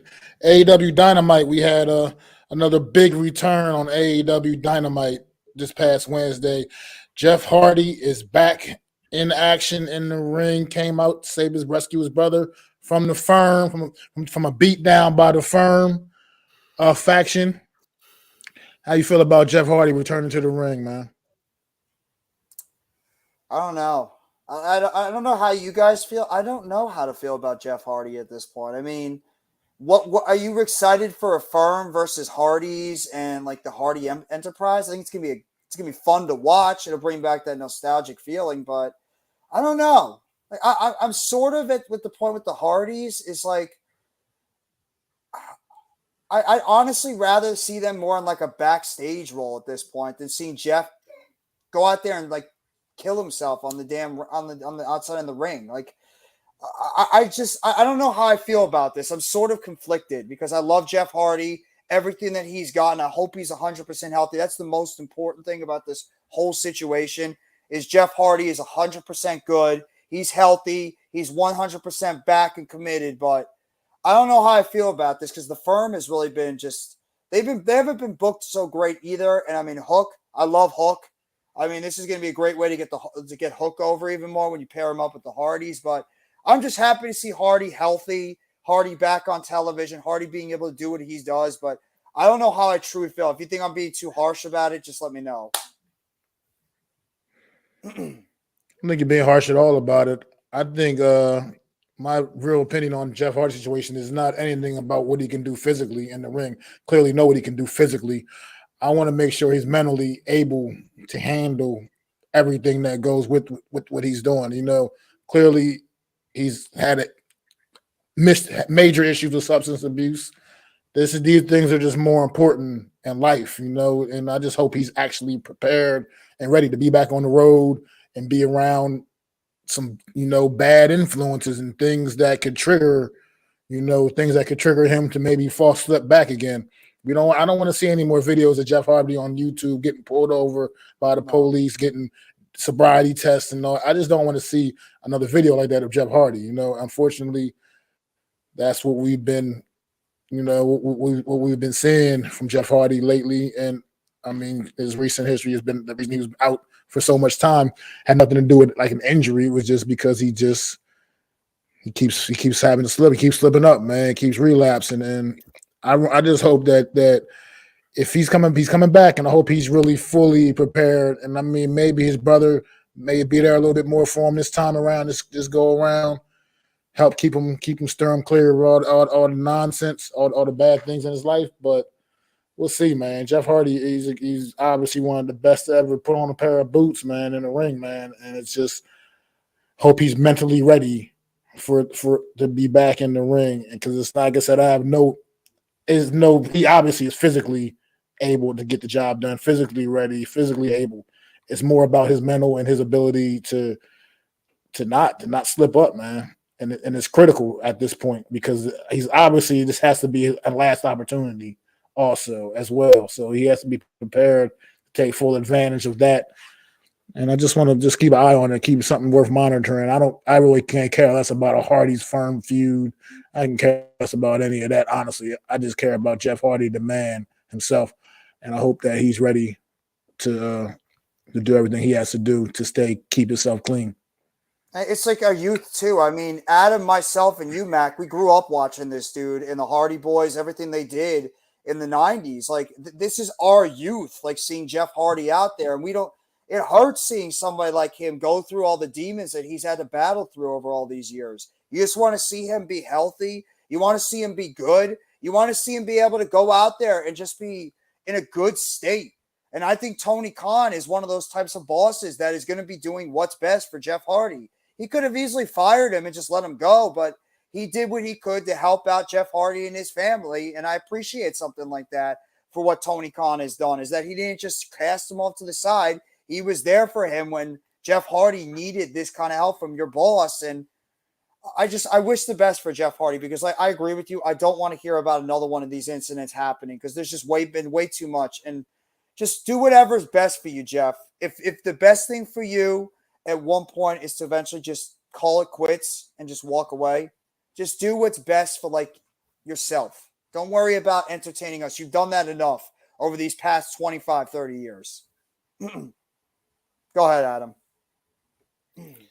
I mean, I love Jeff Hardy, and it's sad to see when he has a beacon of my era of wrestling. You know, I'll never forget them and Edge and Christian, you know, doing the ladder matches and you know, and the Dudley Swanton bomb off of the scaffolding in Madison Square Garden. Yeah. You know, he's part of me. Jeff Hardy comes back, I get goosebumps, you know, hearing that music playing, just because I know something's going down. Something crazy is about to happen. So, you know, he's going to make me tune into Dynamite, that's for sure, because he's one of my favorites of all time. You know, I always had I liked him more than his brother when he was singles competition. He ascended a little further than his brother in terms of, you know, winning some matches, I think he even won a heavyweight title at some point in his time. Yeah. So, you know, like he was clearly the star of the two, even when they were together. You know, Matt's carved his own role. You know, I think what killed Matt Hardy obviously was the version 2.0 was not a good gimmick. I think that's what killed his gimmick. He's rebuilt his brand, but let's hope that, you know, Jeff does what he needs to do and stays on the straight and narrow. Sometimes having your brother around may help, just because he can be like, hey, bro, you know, like, don't do that. You know, you don't know what happens with Vince McMahon and the pressures that go on. Also, the demons that go on in your life, you know, things trigger that, you know, whether it's a bad day at the office, whether it's, you know, a bad match, something like that. And Hardy's been chronicled. Jeff, you know his plights. I mean, there's a documentary out there where he's like, yo, I'm lost in certain events, like literally couldn't even get to the ring and do his thing. AEW has welcomed him back, and they have done that with many stars. Let's hope he keeps it going, because I think he's an asset to the just like when Edge came back. He's an asset. He's an asset that we need. He's an asset that we tend to forget, and he's a guy that can come in and steal the show with one match. I will say one thing too. I'm excited to see what they're going to be doing with Christian and Luchasaurus. Whatever they're going on with Christian and Luchasaurus, it's got my ears perked up, because those little vignettes they've been doing with those two, they got something serious coming up with Luchasaurus and Christian. So that's another thing. And I don't know how you guys feel, I think we're getting blood and guts between the Elite and the Blackpool Combat Club. I think that's where that is going. We're getting blood and guts between those two teams, because it's the only thing that makes sense. That's the best thing on that show. You could argue that or the Four Pillars right now, which is just MJF did it again. Him and Darby Allin had a phenomenal promo back and forth along with Sting. But I mean, the Four Pillar stuff, and then the Blackpool Combat Club and the Elite is some of the best storyline television. You want storylines? You got storylines right there. Two great ones in AEW. So I think that those two groups, I don't know how you think about it, Mac and Adam, but I think we're getting blood and guts between Blackpool Combat Club and the Elite, and I think it could happen at All In. I agree. That's what like it's building up to, man. Everything it's been that the last few weeks, the Blackpool combat's been running roughshod over AEW in general, but especially the elite Amateur. and anybody associated with the elite. But like I said on Wednesday night on Dynamite, the elite got the last laugh on Dynamite this past week, man, and let's just keep it going because it's entertaining as hell and it's fun, and I just love seeing these guys absolutely tear each other apart. So it'd be definitely exciting to look at going forward, man. Are you intrigued by Jericho and Cole, by the way? I mean, it'll probably be a good match just because it's two top stars. I mean, but it's nothing. I mean, right now we'll see how they continue to build that up. And we'll see what the Keith Lee and Adam Cole angle. We'll see how all that plays out. Swerve. It's Keith Lee and Swerve, and that's got me excited. Swerve is so good. Well, Keith Lee and Swerve, but I mean, I'm talking about, with Adam Cole and Keith Lee all of a sudden like being like besties now or whatever, all of a sudden being these like stories coming out of them being really good friends, mutual respect for each other. I'm sure they'll have each other's back going forward for right now for the time being. So this women's division stuff. But I'm about to wrap this thing up. The women's division's been a disaster. But enough with the spray painting stuff. Do something like progress that storyline too. No, I'm over that. I'm already completely bored with that. That's to me is trash. I think it's absolute trash. It's nothing exciting about it. It doesn't excite me. That doing anything for me.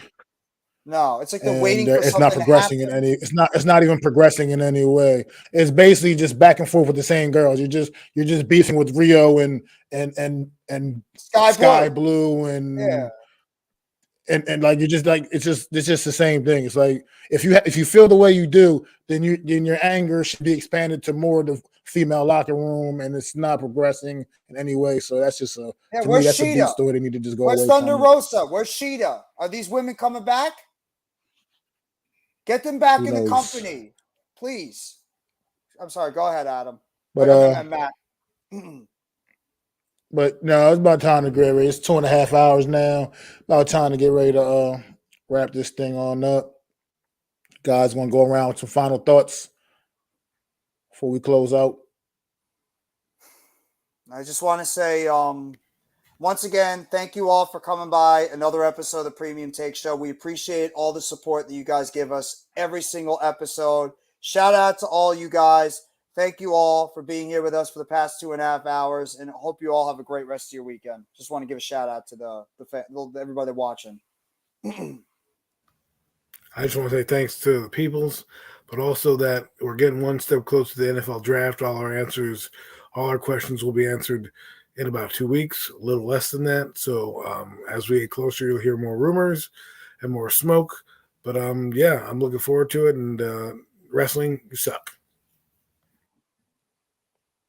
Absolutely. Zon, you got anything? Yeah, Mac. All right. No, thank you guys all for joining us tonight. And I'm going to let Mac close it out and, bless up all of you guys. And, hope to see you guys soon. Next edition of Premium Takes. Go right ahead, Mac. Well, all right, everybody, man. Just once again, also like everybody else, just want to thank you guys for tuning in to another edition of the Premium Takes podcast. Thanks for chilling and hanging out with the Four Horsemen for 2.5 hours while we just talk about the sports world, the week in sports, all the latest ongoings, everything, and all around the sports world. Hope keep bringing this to you every Sunday night, man. Hope y'all just keep tuning in. We appreciate the support. Thanks again. This is the Four Horsemen, man. Premium Takes podcast. Pass!